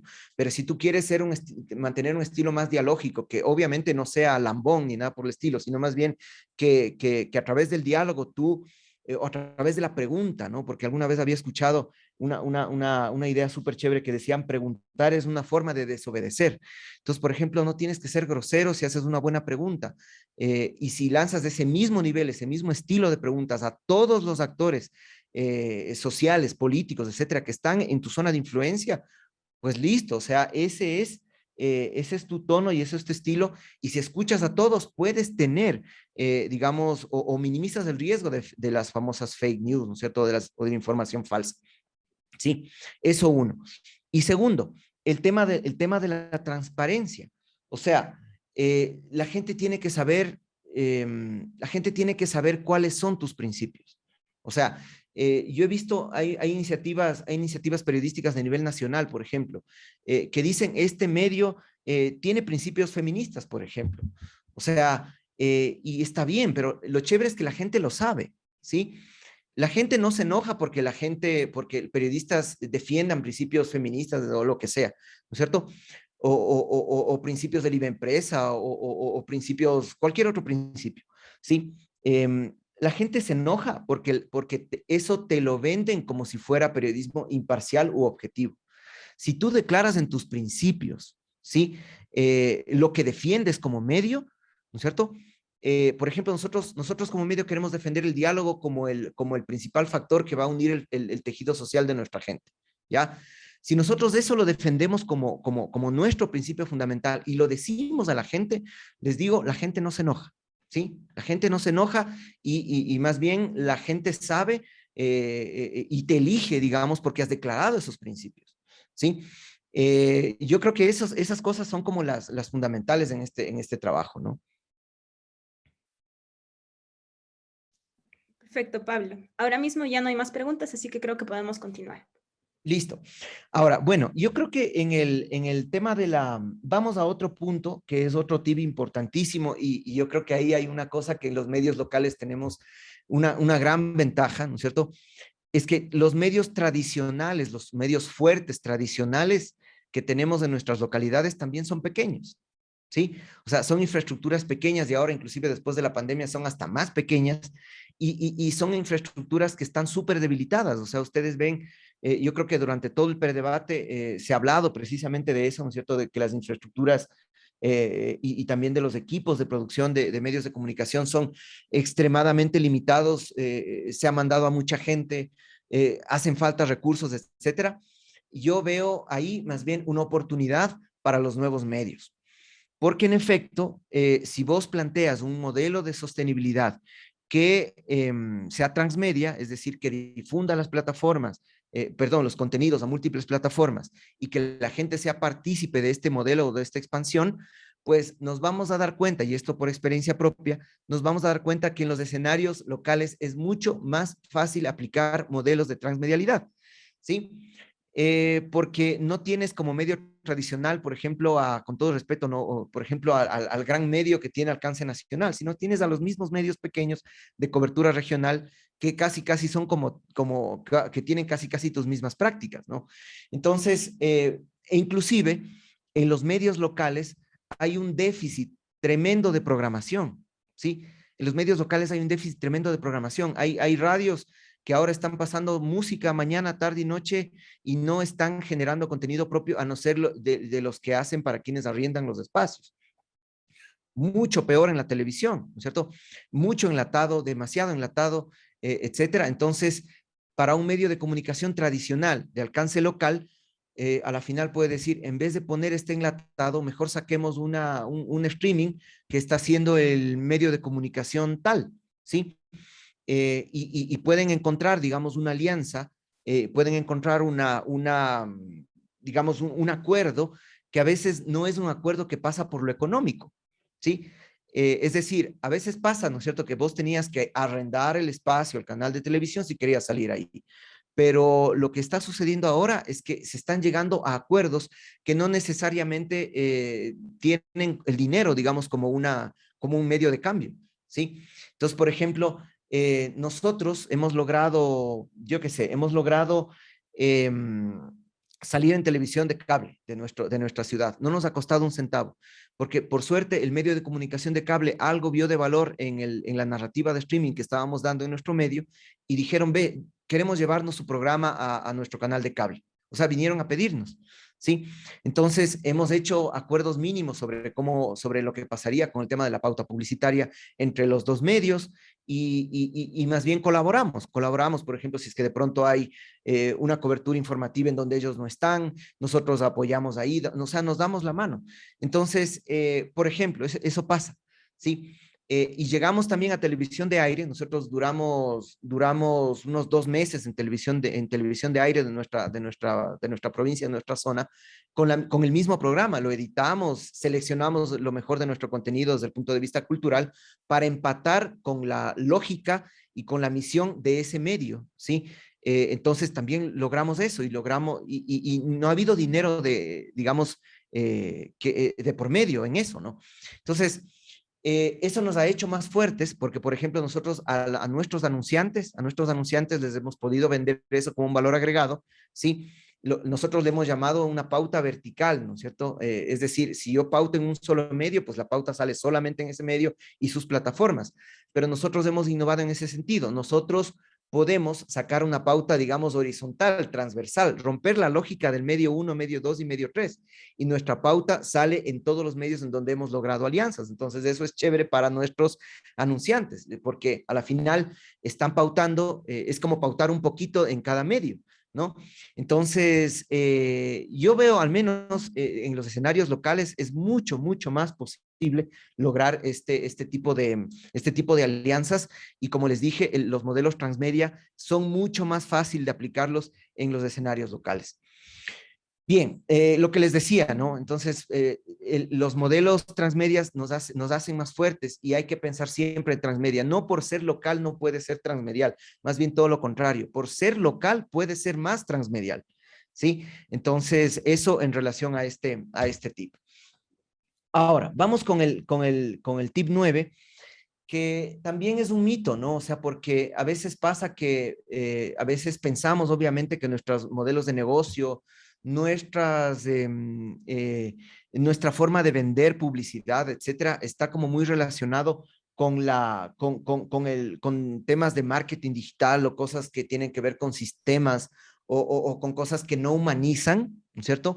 O que no son controlados por seres humanos. Y yo creo que el principal factor que va determinando nuestro modelo de sostenibilidad son las relaciones reales. O sea, por más digital, entre comillas, aunque lo digital ahora ya, ya no es novedad, ¿no es cierto? Por más digital que sea tu medio, el secreto de tu medio o de tu iniciativa periodística es cultivar relaciones reales con actores políticos, con actores sociales y sobre todo con gestores culturales, comunitarios reales, ¿sí? Los presidentes de los barrios, los líderes barriales, o sea, cultiven relaciones reales con esas personas, invítenlos a sus programas, escuchen lo que ellos hacen, ¿no es cierto? Y el tema es que cuando ustedes cultivan una relación real con un líder, un dirigente, un gestor cultural, un artista, etcétera, eso va, y también si esas relaciones reales digamos, trascienden las fronteras, porque, por ejemplo, yo me puedo llevar con la Asociación de Salcedenses Residentes en Barcelona, y si le invitamos a un programa para hablar de sus inquietudes, etcétera, eso va activando los nodos digitales digamos, de esa comunidad que está en lo real. O sea, nos ha pasado muchísimo. Por ejemplo, nosotros, mientras más plural eres, ¿sí? Y eso es lo chévere de las iniciativas locales. Mientras más plural eres, te conviene más. Y más bien, mientras más sesgado eres a un actor social, a un actor político, a un actor económico, construyes menos y eso te afecta en las métricas, te afecta en la amplitud del medio. Entonces tienes que hacer comunidad con nodos sin ningún tipo de prejuicio, ¿sí? Entonces, cuando vos vas cultivando relaciones reales, insisto, vas activando nodos digitales también, ¿sí? Vas activando nodos digitales y eso va haciendo más grande tu medio, ¿sí? Eso por un lado. Y por otro lado, hay que dejar la adicción a las métricas, ¿sí? Porque ¿qué es lo que pasa? A veces medimos el impacto de nuestro medio solamente con las métricas que, por ejemplo, nos da Facebook, ¿sí? Entonces, aquí es muy común, no sé si ustedes habrán escuchado, pero es muy común decir, mi medio de comunicación es el más bacán, ¿por qué? Porque tiene 20,000 seguidores y el tuyo tiene 10,000. ¿Sí? O mi medio de comunicación es el más bacán, ¿por qué? Porque hice una publicación y esa publicación tuvo un alcance de 150,000 personas y el tuyo no, ¿sí? Entonces, hay que tomar en cuenta esas métricas, no decimos que no, pero el tema es que a veces nos convertimos en gente que está adicta a las métricas y eso es y ese es un terrible problema. Primero, te va desdibujando de la realidad, ¿no es cierto? Y en segundo lugar, uno tiene que interpretar las métricas con otros indicadores que son más reales, como por ejemplo, como te digo, la misión de tu medio, con quién te conectas, etcétera. Entonces, cuando tú vas juntando esas cosas, vas logrando resultados. Si a una métrica yo le tengo que parar bola, si a una métrica yo le tengo que parar bola, es a la métrica de engagement, a la métrica de compromiso. Vean, acabo de hacer esa medición de engagement de hoy, de nuestra iniciativa periodística con otras, ¿sí? Y claro, algunas de estas iniciativas tienen posiblemente alcances muy altos, ¿sí? O tienen una comunidad de seguidores súper más alta, el doble o el triple de la comunidad que nosotros manejamos. Pero acabo de ver esta métrica de compromiso de nuestra iniciativa y decimos bacán, ¿sí? Porque en efecto, esa iniciativa de compromiso que tenemos en redes sociales sí es para nosotros un indicador de que estamos haciendo, digamos, de que estamos incidiendo. Por ejemplo, ayer hicimos un streaming y teníamos 2 seguidores, o sea, 2 personas seguían el streaming, ¿sí? Uno que piensa solamente y es adicto a las métricas dice, chuta, no, pues 2 seguidores en el streaming, o sea, no es nada, pues no, sí, no es nada. Pero como ya implementaste una estrategia transmedia que hace que ese mismo streaming lo vieron 2 personas, pero hoy sale en televisión por cable, ¿sí? De 5,000 o 6,000 suscriptores, ¿no es cierto? O sea, ya es otra cosa. Ya dices, bueno, a la final vieron 2, está bacán, está bien, ¿no es cierto? Pero, o sea, a la final hay otros indicadores a los cuales vos sometes tu streaming y genera el impacto que necesitas en tu medio. Si no es por lo uno, es por lo otro. O, por ejemplo, si vos lanzas un streaming, pero ves que hay muchos comentarios, muchos compartidos y más que nada argumentos en las personas, ¿no es cierto? Que están siguiendo tu transmisión. Dices, chévere, eso es lo que está realmente construyendo, ¿no? Y después te das cuenta que por las acciones que toman los líderes, las autoridades, te das cuenta que el contenido que generaste impactó. Ahí te das cuenta realmente del poder y del valor que tiene lo que estás haciendo. No solamente por las métricas. Porque, insisto, o sea, publica un accidente de tránsito, publica un asalto, publica un muertito, ¿no es cierto? La sangre, etcétera. Publica eso y te juro que vas a reventar en métricas, pero van a ser métricas de alcance, van a ser métricas de, de, de crecimiento, posiblemente seguidores, aunque eso también es discutible, pero más vas a tener métricas de alcance, ¿sí? O métricas de sentimiento, vas a tener mucho de eso, ¿sí?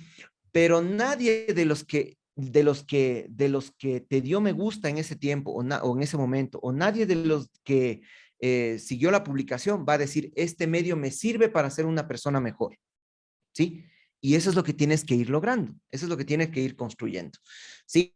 Entonces, eso en relación al tip del asunto este de las métricas y sobre todo de la construcción de relaciones reales. Y el último tip que también es algo que los medios locales o hiperlocales descuidamos mucho, porque a veces estamos como muy relacionados con las narrativas de los medios tradicionales que son importantes, pero nunca tenemos que descuidar el desarrollo de nuevas narrativas. Jamás tenemos que hacer eso. ¿Por qué? Porque, mira, he pasado yo unos 2 meses, ¿no es cierto? Inclusive por experimentar, ¿no es cierto? Viajando mucho en transporte público, ¿sí?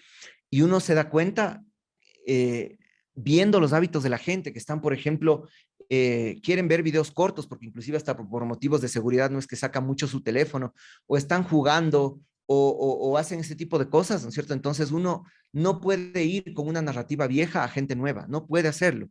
Y si es que eres un medio de comunicación que plantea ser nuevo, lo que tienes que hacer es desarrollar nuevas narrativas. Por ejemplo, nosotros cada cierto tiempo vamos desarrollando narrativas nuevas que, por ejemplo, en el video cuadrado, ¿sí?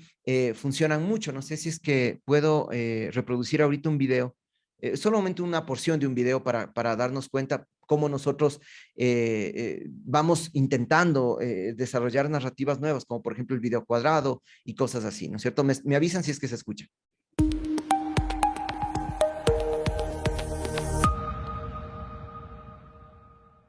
Fui víctima de un hackeo de mi cuenta personal de Facebook. Se realizó una publicación que es totalmente falsa y por medio de esta publicación se ha pretendido causar daño a terceras personas también, como en este caso es el caso del señor director, el doctor Roger Mayorga.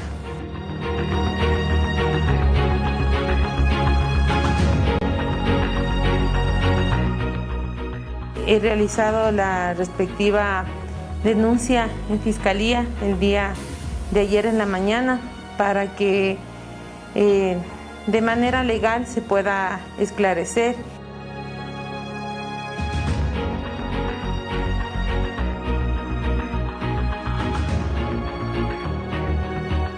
Yo no puedo asegurar ni tampoco desmentir esto porque a mí no me ha constatado nada de esas actividades.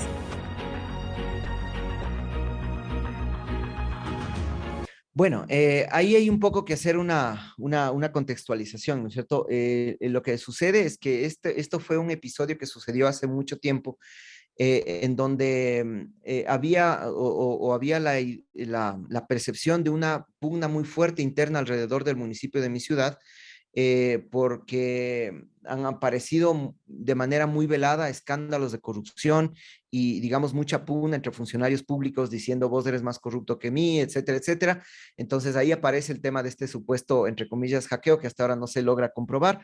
Pero nosotros decíamos, a ver, si esto sacamos de una narrativa antigua, de una nota de radio o en una nota de televisión, ¿no es cierto?, en video, en video horizontal, con el lead tradicional, etcétera, pues listo, o sea, tal vez no provoquemos el mismo impacto que provocamos con un video así, cuadrado, explicado de manera puntual las cosas que teníamos que contar, etcétera. Entonces, cada cierto tiempo, cada que nosotros podemos, y más que nada cuando queremos resaltar algo fuerte, digamos, ¿no? De nuestras coberturas, lo hacemos siempre con una nueva narrativa, sobre todo cuando es un asunto cultural o cuando tiene que ver, digamos, con algo que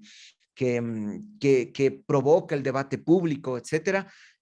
Nosotros más bien, como sabemos que eso es lo más fuerte, en donde está realmente el debate, nosotros siempre intentamos desarrollarlo con una nueva narrativa, o sea, con video posiblemente. Estamos tratando de ensayar también otras narrativas como Sonia maneja mucho el tema de radio porque esa ha sido su experiencia, entonces queremos aprovechar esa ventaja para trabajar otras narrativas como por ejemplo los podcasts o los audiogramas que hemos estado experimentando poco a poco según el talento humano que también ha estado trabajando en este medio, etcétera, ¿no? Entonces vamos, o sea, usted no puede hacer un medio hiperlocal sostenible si no desarrolla nuevas narrativas, porque uno piensa que la gente no, uno cree, digamos, tiene el prejuicio de que la gente no va a parar bola a esas nuevas narrativas, y les digo, ahí sí con métricas, que las nuevas narrativas son las que más impacto tienen en el conjunto de nuestras publicaciones, ¿sí? Entonces, eso, y de temas que no necesariamente eran tan de sensacionalismo o que generaban tantas imágenes sensacionales,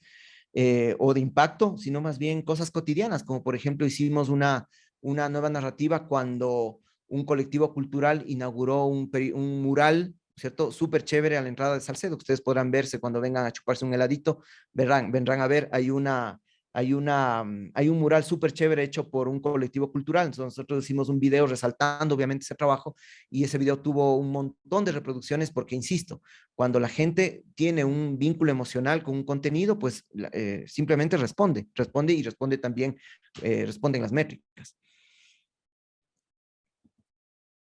Bueno, hasta ahí nosotros teníamos el taller del periodismo hiperlocal sostenible. Yo les quiero agradecer y más bien abrir el debate, las preguntas, o algún comentario que puede darse en este punto, ¿no? A ver, Pablo, hay dos preguntas de Jorge. Una es la siguiente. ¿Cómo haces para determinar un valor de pautaje? ¿Qué métricas o indicadores tomas en cuenta y expones a tus posibles clientes? ¿Y cómo saber si el valor que determinas es el adecuado para mantenerte en el tiempo y que no estés ni por encima ni por debajo de la media? Qué buena pregunta. Qué buena pregunta. Eso nos ha costado un montón, verán, nosotros, al menos en nuestra experiencia personal, hemos puesto muchas variables en juego. Primero, obviamente, el mercado, ¿no es cierto? Vos no puedes no partir de ahí, ¿no es cierto? Si el mercado cobra X, ¿no es cierto? Por cierta pauta, sí, obviamente tú tienes que manejarse en este promedio de los valores. Pero yo creo que lo más importante es que, aparte de lo que te pone el mercado, uno tiene que, tomando en cuenta en que ha desarrollado un modelo de sostenibilidad, tomando en cuenta en que, por ejemplo, ha innovado en lo que les decía, por ejemplo, este modelo transmedia que hemos generado, que hace que nosotros nos metamos en la radio, nos metamos en la televisión de cable, nos metamos en la televisión de aire, eso ya, para ser prácticos, eso ya cuesta un poquito más, pues, ¿no? Sí, porque a la final uno se pone con el tema de la auspiciante y le dice, ¿qué tiene que hacer un auspiciante si tiene que llegar a pautar en 4 radios y en un canal de televisión? ¿Cuánta plata tiene que gastar? O sea, un montón, o sea, tiene que gastar mucha plata. En cambio, si nosotros ofrecemos una pauta que te dice, pautas un poquito acá, un poquito acá, un poquito acá, un poquito acá, obviamente vas a tener que cobrar un poquito más de lo que te ofrece el mercado, obviamente, ¿cierto? Un poquito más de lo que te ofrece el mercado. Entonces, eso por un lado. Y segundo, yo recuerdo muy bien en mi posgrado, uno de mis profes fue el subdirector de noticias del comercio, y había dicho algo muy importante. Había dicho, el precio a veces no es lo que tengo, mis costos más mi utilidad. A veces el precio es lo que la gente está dispuesta a pagar, ¿sí? Y lo que ha pasado con nosotros en algunos casos no es que tenemos mucha pauta. Nosotros ahorita estamos trabajando con 1, 2, 3, estamos trabajando con 5 anunciantes, ¿sí? En diferentes niveles, porque a uno le ofrecemos, digamos, la pauta de spot, a otro le ofrecemos banners, etcétera.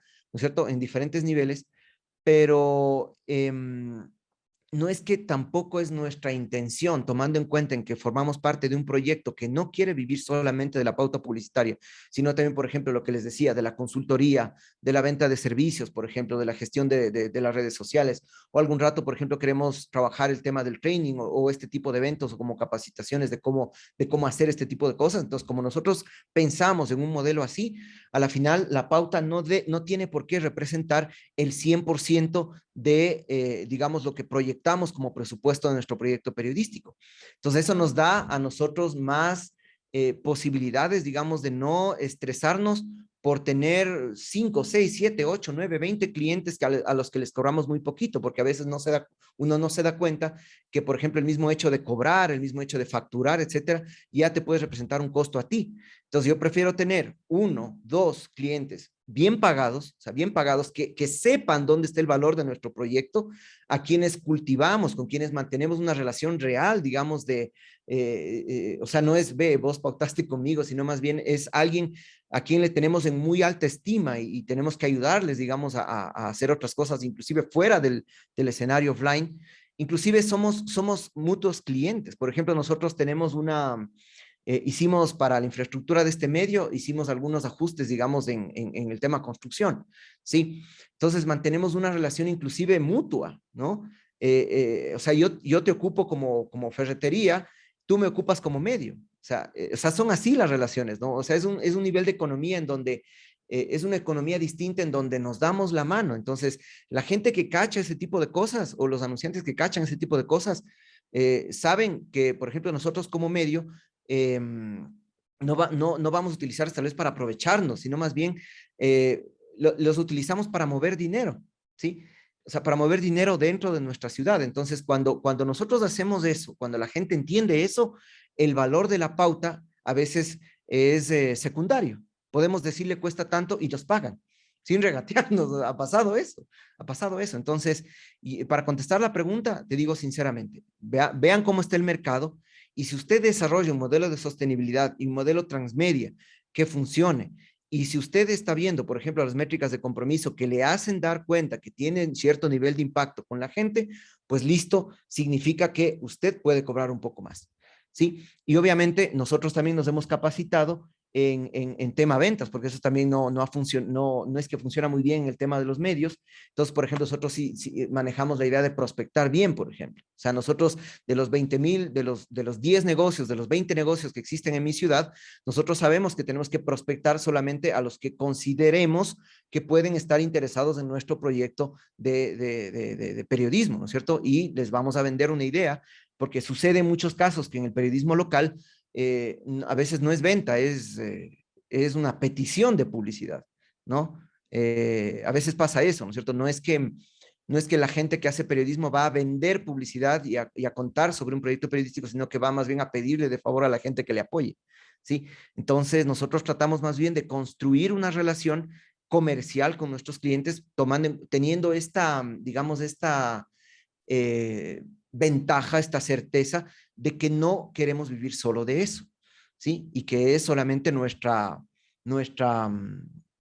y que tenemos otra fuente y que queremos identificar otras fuentes de ingreso que hagan que nuestras relaciones que mantenemos, así como con los políticos, así como con nuestra audiencia y así también con nuestros auspiciantes, sea una duración duradera.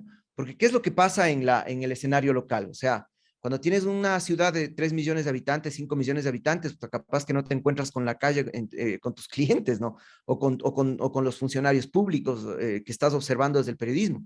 Pero en el periodismo local no. O sea, vos estás en el día a día con el tipo que le están acusando de corrupción y tienes que darle la cara, ¿sí? Entonces, por eso es importante que nosotros mantengamos siempre una relación seria, formal con todo el mundo, inclusive con nuestros anunciantes, ¿sí?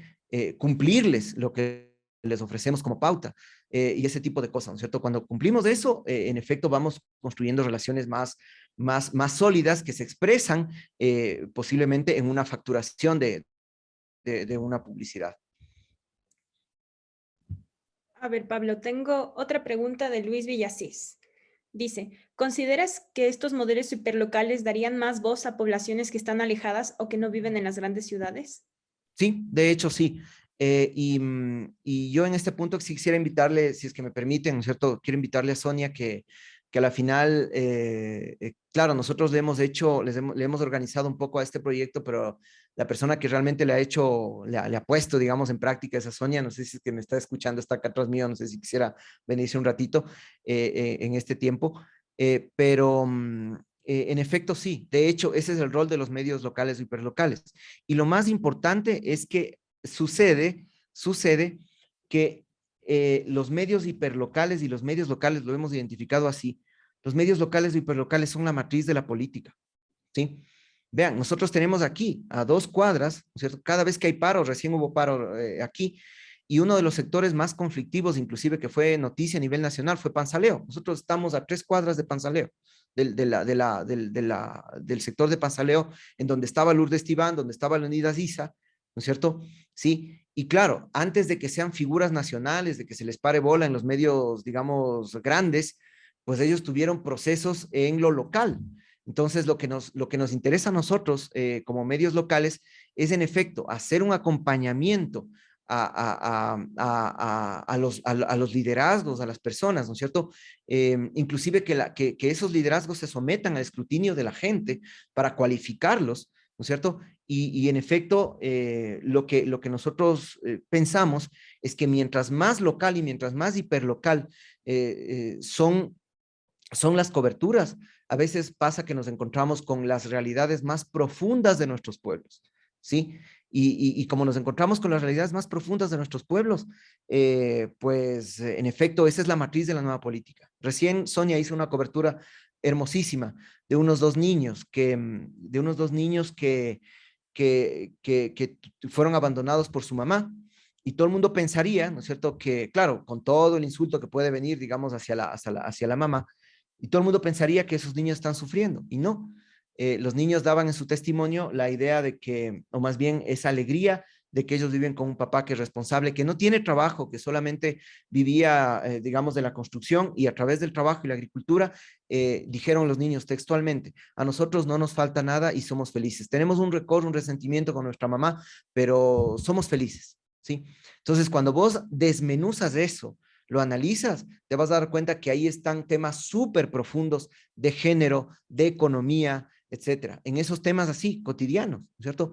O una compañera, una colega de otra radio que tenemos aliado, que somos aliados por el tema de corresponsalía, se puso a hacer una cobertura de cómo está el desempleo en nuestras ciudades, ¿sí? En nuestras ciudades pequeñas. Y encontró testimonios de personas que en efecto en este tiempo de pandemia no tienen qué comer. Eso es una cosa real que está pasando. Y si es que los medios locales no lo muestran, simple y sencillamente nosotros vamos a tener una visión distorsionada de la realidad, ¿sí? Esto es una realidad, la gente no tiene que comer. Por ejemplo, hicimos coberturas, obviamente, de las manifestaciones por el tema del precio de la gasolina y todo lo demás, ¿no es cierto? Y más allá de irnos de los discursos del poder político y de los mismos dirigentes, converse con la gente, ¿sí? Converse con la gente y usted se va a dar cuenta, al menos nosotros cuando hicimos este live, en donde sí chopamos bastante bomba lacrimógena, cuando hicimos este live, hablamos con la gente y lo que te decía, y la gente te dice así, con palabras textuales: ahora hasta el más pobre tiene un carro, decía, ¿no? Ahora hasta somos gente que somos pobres, pero por el trabajo tenemos un carrito y el carrito no se mueve con agua, decía, ¿no? ¿Sí? Entonces, lejos de escucharle al mismo dirigente, porque la gente está a veces molesta, inclusive se molesta hasta con sus mismos dirigentes, ¿sí? Y a veces en los medios nacionales tenemos al dirigente como que el que dice A y todo el mundo le obedece, y no es así. La gente está enojada, la gente está molesta por la situación económica. Entonces, cuando vos escuchas a la gente, vas a entender realmente cómo funciona la lógica, por ejemplo, de los movimientos sociales, ¿sí? Y en efecto, esa es una cosa que necesitas mostrarle a la gente, al escenario nacional. Entonces, por eso es importante que los medios locales tengan esa voz, porque ahora con la facilidad que tenemos, con la interconexión que tenemos, los medios nacionales inclusive pueden entrar más en conciencia de las realidades, inclusive que pasan a nivel nacional, pero desde lo local. Por el momento no creo que hay más preguntas. Entonces, Pablo, no sé si quisieras traer a Sonia. Tenemos todavía Bien. unos 20 Mire, minutos. estábamos, sí, parece que, no sé, parece que se fue. Estábamos en un problema porque justo en unos minutos teníamos la vacunación de nuestros niños, perdón que sea infidente en esto, y estamos organizando un poco eso. Parece que se fue un poco acá, pero yo creo que a Sonia la van a ver más bien en el ejercicio de nuestra página. Ella es la persona que gestiona las invitaciones, que entrevista. Ella es la periodista. Ya está aquí, está acá. Yo le voy a pedir más bien a Sonia que se venga un ratito acá. Me disculpan la improvisación, sí. Y más que nada, que la conozcan, ¿no? Un poco para que cuente también su experiencia ya desde la parte, digamos, del terreno de lo que es hacer este emprendimiento, ¿no? ¿Me permite? Aquí. Sí. Hola, muy buenos días. Hola, Un ¿qué tal? gusto. ¿Cómo estás, Sonia? Un gusto. Gracias por permitirnos ser parte y compartir un poco e interactuar con ustedes, ¿no? Las experiencias diferentes que entiendo estarán contando acá. A ver, Sonia, si quieres puedes compartir un poco tu experiencia. Todavía tenemos unos 20 minutos antes de las 11, que les recuerdo a todos que es la clausura y ya les voy a volver a pasar el link. Bueno, bueno, a Pablo le escuchaba ya hablar muchísimo. No sé si es que más bien ustedes tienen alguna otra pregunta respecto ya al ejercicio mismo práctico, a la comunicación de la calle, ¿no? Porque realmente todo eso está en la calle. Cuando nosotros vamos, venimos la mañana, tarde y noche. No sé si de pronto por ahí partimos con preguntas.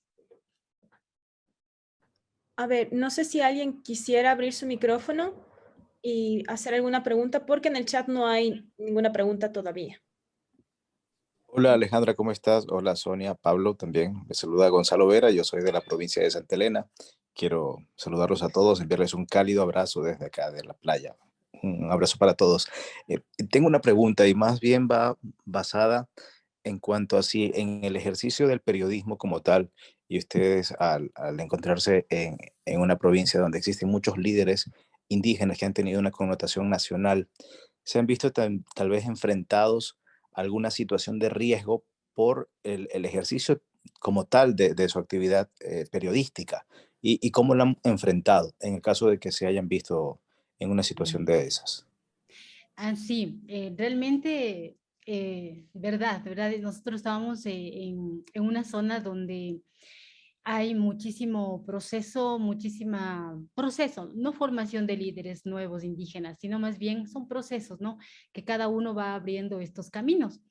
Pero yo aquí les puedo asegurar hasta el momento que tener de pronto un confrontamiento o amenazas con los líderes indígenas de acá, especialmente de Cotopaxi, en nuestro caso no. ¿Pero por qué? Mire, hemos mantenido un acompañamiento a todos estos nuevos líderes que van apareciendo, pero un acompañamiento no de compromiso, sino más bien de que nos permita este acompañamiento a nosotros recabar muchísima información, muchísimos datos. Es decir, que nos vamos adentrando aquí, por ejemplo, en el movimiento indígena y campesino de Cotopaxi, el MIC, esto es lo que se maneja acá. Entonces, esto nos hemos ido adentrando ya, mirando cuáles son estas cosas que van dando la oportunidad a estos nuevos líderes, que son muy pocos, sí, eso también hay que apuntar, son muy pocos nuevos líderes que van apareciendo, porque se van manteniendo los mismos. Entonces, eso es lo que, por ejemplo, hemos querido nosotros un poco conocer, por qué se mantienen los mismos, qué es lo que está pasando.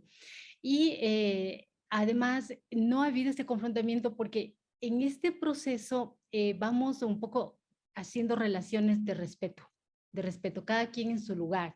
Nosotros somos comunicadores, ellos son líderes, son autoridades, pero hemos ido un poquito marcando ahí el distanciamiento a la vez, ¿no? Como que parece contradictorio, pero hay un proceso de acompañamiento, pero también distanciamiento. Es decir, usted de autoridad, el hecho de que yo esté un poco acá cercana a ver cómo son los procesos, no quiere decir que estoy de pronto a disposición, no. Más bien, esto ha permitido dar a conocer algunas, por ejemplo, fracturas internas que hay en el MIG, acá en Cotopaxi, que lo hay, y que muchos lo han reconocido, otros en su gran mayoría no lo reconocen, Pero el tema es aquí bastante complejo, pero a la vez también trae muchísima energía, muchísima gana de seguir buscando qué es lo que pasa ahí. Entonces, acá en Cotopaxi, ya les digo, en nuestro caso no hemos tenido hasta el momento confrontamientos, ¿no? Les hemos invitado a entrevistas a líderes cantonales que a la final son también líderes a nivel provincial. Esa es también una ventaja acá en Salcedo, ¿no? Hay muchísimos líderes indígenas que son autoridades a nivel provincial. Hemos traído también de la capital de provincia, de la Tacunga, hemos traído acá a Salcedo. Han venido muchos, otros no. Estamos tratando de un poco investigar esto de por qué muchos no quieren venir, ¿no? Entonces, al parecer, es porque hay un poco más de conocimiento y en las entrevistas son más profundas, entonces más bien ellos evitan. Pero sin embargo, hay tantos caminos que nosotros hemos descubierto para poder llegar a ellos. Y mantenemos el respeto, mantenemos la distancia, pero a la vez un acompañamiento. Es lo que les podría contar. Perfecto, no sé si alguien más, parece que hay una luz. Ah, Michelle y Luis. Creo que Michelle alzó antes la mano, así que primero Michelle y después Luis. Adelante. Bueno, pues muy buenos días con todos. Un gusto saludarles. Michelle Abato de Yasuni Medios de la provincia de Orellana. Soy reportera, igual hago coberturas diario. Bueno, mi pregunta va más inclinado a aquí en la provincia de Orellana. Pasa que muchos periodistas sí toman, como mencionó Pablo, a las notas amarillistas, a las notas de que quizás hay muertos y cosas que se basan más en estadísticas que a ellos les rinde, que a ellos hacen que su cobertura y la gente les dé más seguidores, más likes y todo ese tipo de cosas. Entonces, mi pregunta va inclinada a esta. En toda su experiencia periodística, las coberturas que hace de manera diaria, ¿cómo inclinarnos en un día de cobertura normal? Yo que sé, no hay luz en tal barrio y no vamos directamente a atacarle a la entidad institucional, sino a saber qué es lo que piensan las personas, pero en cierta parte las personas se van atacando directamente a las autoridades. Cómo no hacer una nota tan amarillista, sino cómo hacerlo más social, cómo realizar las notas más sociales sin tener esta brecha de faltarle el respeto a las instituciones y pues llevarnos mal ya desde el momento uno en el que uno va a cubrir una nota de este estilo. Así que interesantes. Por lo general, sí, la verdad es que hay también posiciones, ¿no?, que van asumiendo muchos sectores y lo primero que yo les puedo decir es que bueno, no te puedo decir que en un 100% estoy yo cumpliendo así a rajatabla, como se dice, el tema de marcar nosotros nuestra propia agenda. Ajá, porque a veces hay cosas improvisadas que se presentan, ¿no?, en el día a día. Entonces nos toca a veces salirnos un poquito de la agenda, pero lo importante es marcar nuestra propia agenda y hacer coberturas con temas, o sea, seguimiento a los temas, seguimiento. Entonces, en el momento en que nosotros marcamos nuestra propia agenda, vamos haciendo los temas, dándole seguimiento, insistiéndole a la autoridad que cumpla, obviamente también la responsabilidad de la comunidad, porque también tiene que tener mucha responsabilidad. Entonces, ahí es donde un poco se ha marcado. Algún momento, no sé si Pablo les habló, acá claro, Salcedo es un cantón bastante comercial, pero geográficamente, poblacionalmente, es pequeño, ¿no?, para ver con otros lugares. Pero sin embargo, algún momento sí tuvimos un poco como de roces con la primera autoridad aquí, en Salcedo.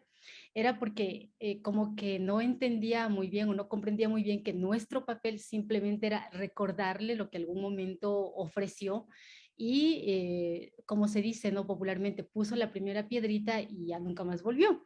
Entonces, algún momento sí se incomodó, pero no, jamás nos ha dicho que le hemos faltado así como que el respeto o le estábamos haciendo una cacería, no.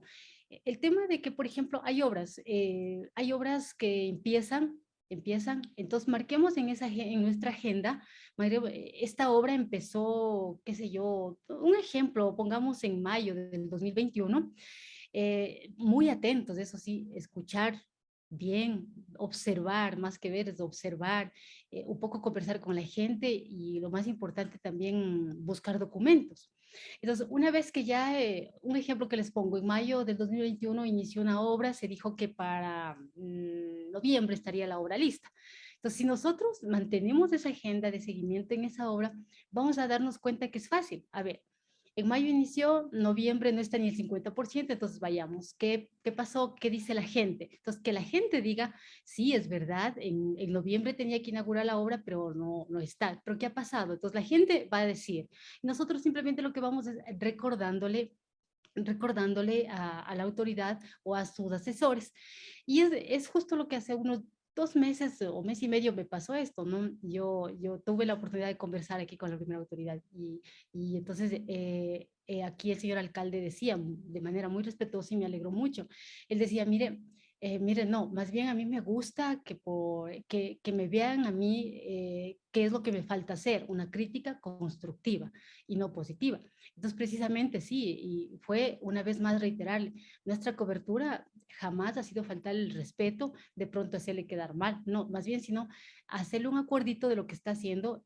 Y mire, aquí hay algo importante, no es solo el alcalde, son sus colaboradores los que de pronto están fallando.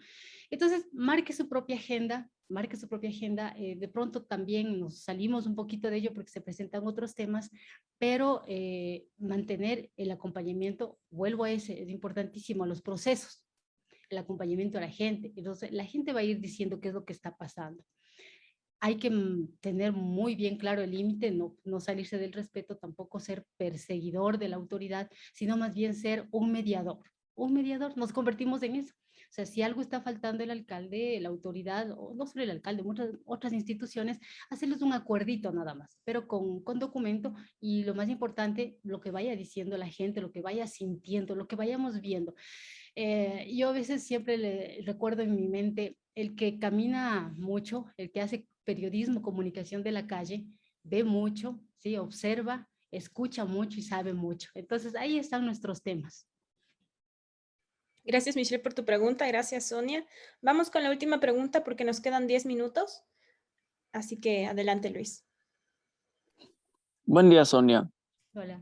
Mi pregunta ahora va acerca de cómo ustedes plantean hacer la cobertura del año siguiente, tomando en cuenta que es un año preelectoral en el sentido en que se renuevan los cargos de prefectos y de alcaldes.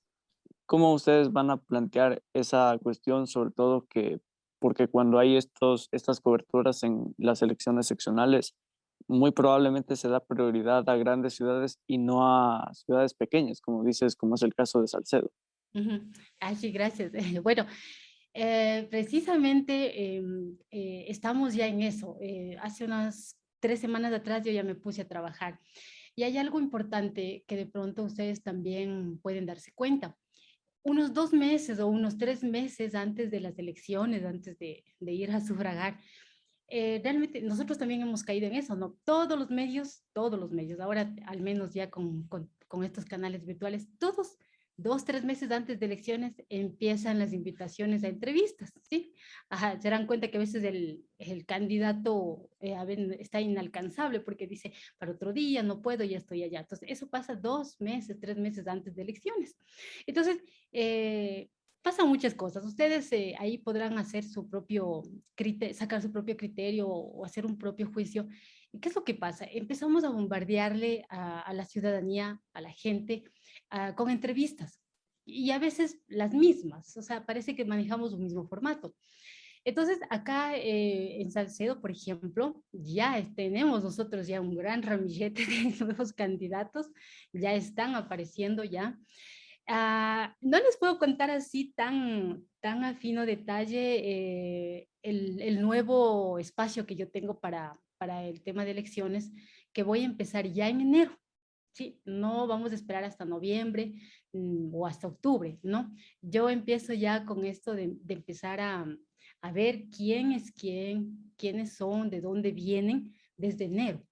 Entonces vamos dándole, yo le diría unas pastillitas de manera bastante sencilla, con un lenguaje muy amigable a la ciudadanía, que vaya conociendo quién se declaró ya, por ejemplo, candidato, quién está en proyectos de declararse de candidato, pero vayamos conociéndole a la persona. Entonces vamos dándole de una manera, no como crucificarle al futuro candidato, no, sino más bien poniéndole en la mesa todos los aspectos, dándole a conocer a la ciudadanía de dónde viene, quién es, qué proyectos tiene, qué ha hecho y cómo así de la noche a la mañana está de candidato, cómo así se quiere reelegir por digamos, candidatarse por tercera, segunda vez. Entonces, ese proyecto, yo al menos, si Dios permite, empiezo ya desde enero. Hay que aprovechar, aquí viene la ventaja de también ser un cantón, como dije, a comparación de otros, pequeño.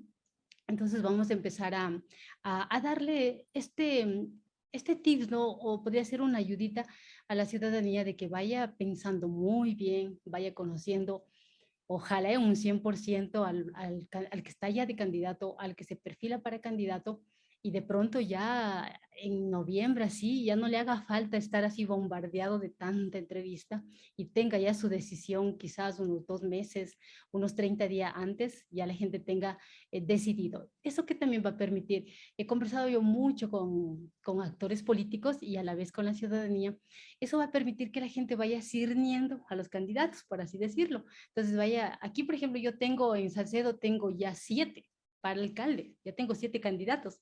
Entonces la gente va viendo y dice, pero ¿cómo no? Entonces dice, ¿quién será? Me falta conocerla a alguien más. Quisiera saber qué pasado tiene, dice la gente. O sea, qué hizo antes y cómo así ahora quiere ser el alcalde. Entonces todo esto me ha permitido decir, no, la gente necesita de espacio, con tiempo, ir analizando a cada uno. Entonces, como les repito, Dios mediante en enero nosotros empezamos ya con este nuevo espacio de contarle a la gente quién es, de invitarle a la persona a hacer una entrevista amena, una entrevista con un perfil que muestre el perfil personal, el perfil profesional y de pronto los proyectos que tenga a nivel político. Entonces, ese es el proyecto que les presentamos ya desde enero en el tema de preelectoral, digamos. Bueno, Sonia, muchas gracias. Gracias, Luis, igual por tu pregunta. Ahora solo quedan 4 minutos, así que yo creo que podemos dar por finalizado el taller, a no ser que alguien más quiera comentar algo, dar una conclusión.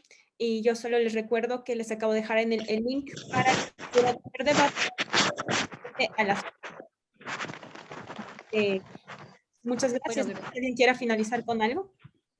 Bueno, gracias de mi parte, gracias y muy contenta de un poco compartir. Y algún momento cuando vengan por Salcedo, no duden, llámenos y será un gusto de pronto compartir aquí un espacio y contarles nuestra experiencia y aprender muchísimo también de ustedes. Eso nada más. Les dejo con Pablo. Muchas gracias a todos. Sí, igual. Bueno, Alejandra, a todos, yo les agradezco de la misma manera. Ha sido un honor para nosotros compartir este taller. Esperamos que, digamos, haya resuelto algunas de sus dudas, sus expectativas.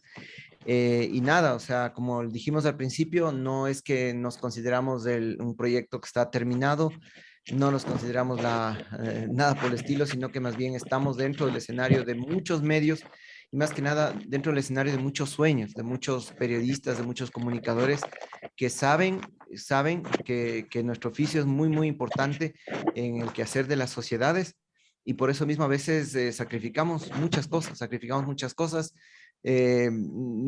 sueño, compra de bienes, de cosas, si les contáramos. Pero lo que nos gusta a nosotros es que vamos viendo impacto, vamos viendo cada vez más que hay gente que, o sea, nos sentimos más unidos a nuestra ciudad. O sea, eso es lo que nos gusta mucho de este proyecto y más bien nos hace a nosotros sentirnos más independientes, nos hace sentir a nosotros libres. O sea, en serio, nos hace sentir libres con nuestra independencia editorial, nos hace sentir muy bien y eso es más importante que cualquier otra cosa. Yo les agradezco mucho y esperamos que mantener el contacto. Muchas gracias, Pablo. Solo les recuerdo que esta reunión igual está grabada y que pueden acceder a ella. Me parece que va a estar publicada en YouTube, así que pueden estar atentos a las redes Periodismo Gráfico. Y muchas gracias por estar. Hemos estado 30 personas constantes en el taller, así que creo que bastante bien. Nos vemos en la clausura del Perdebate. Muchas gracias.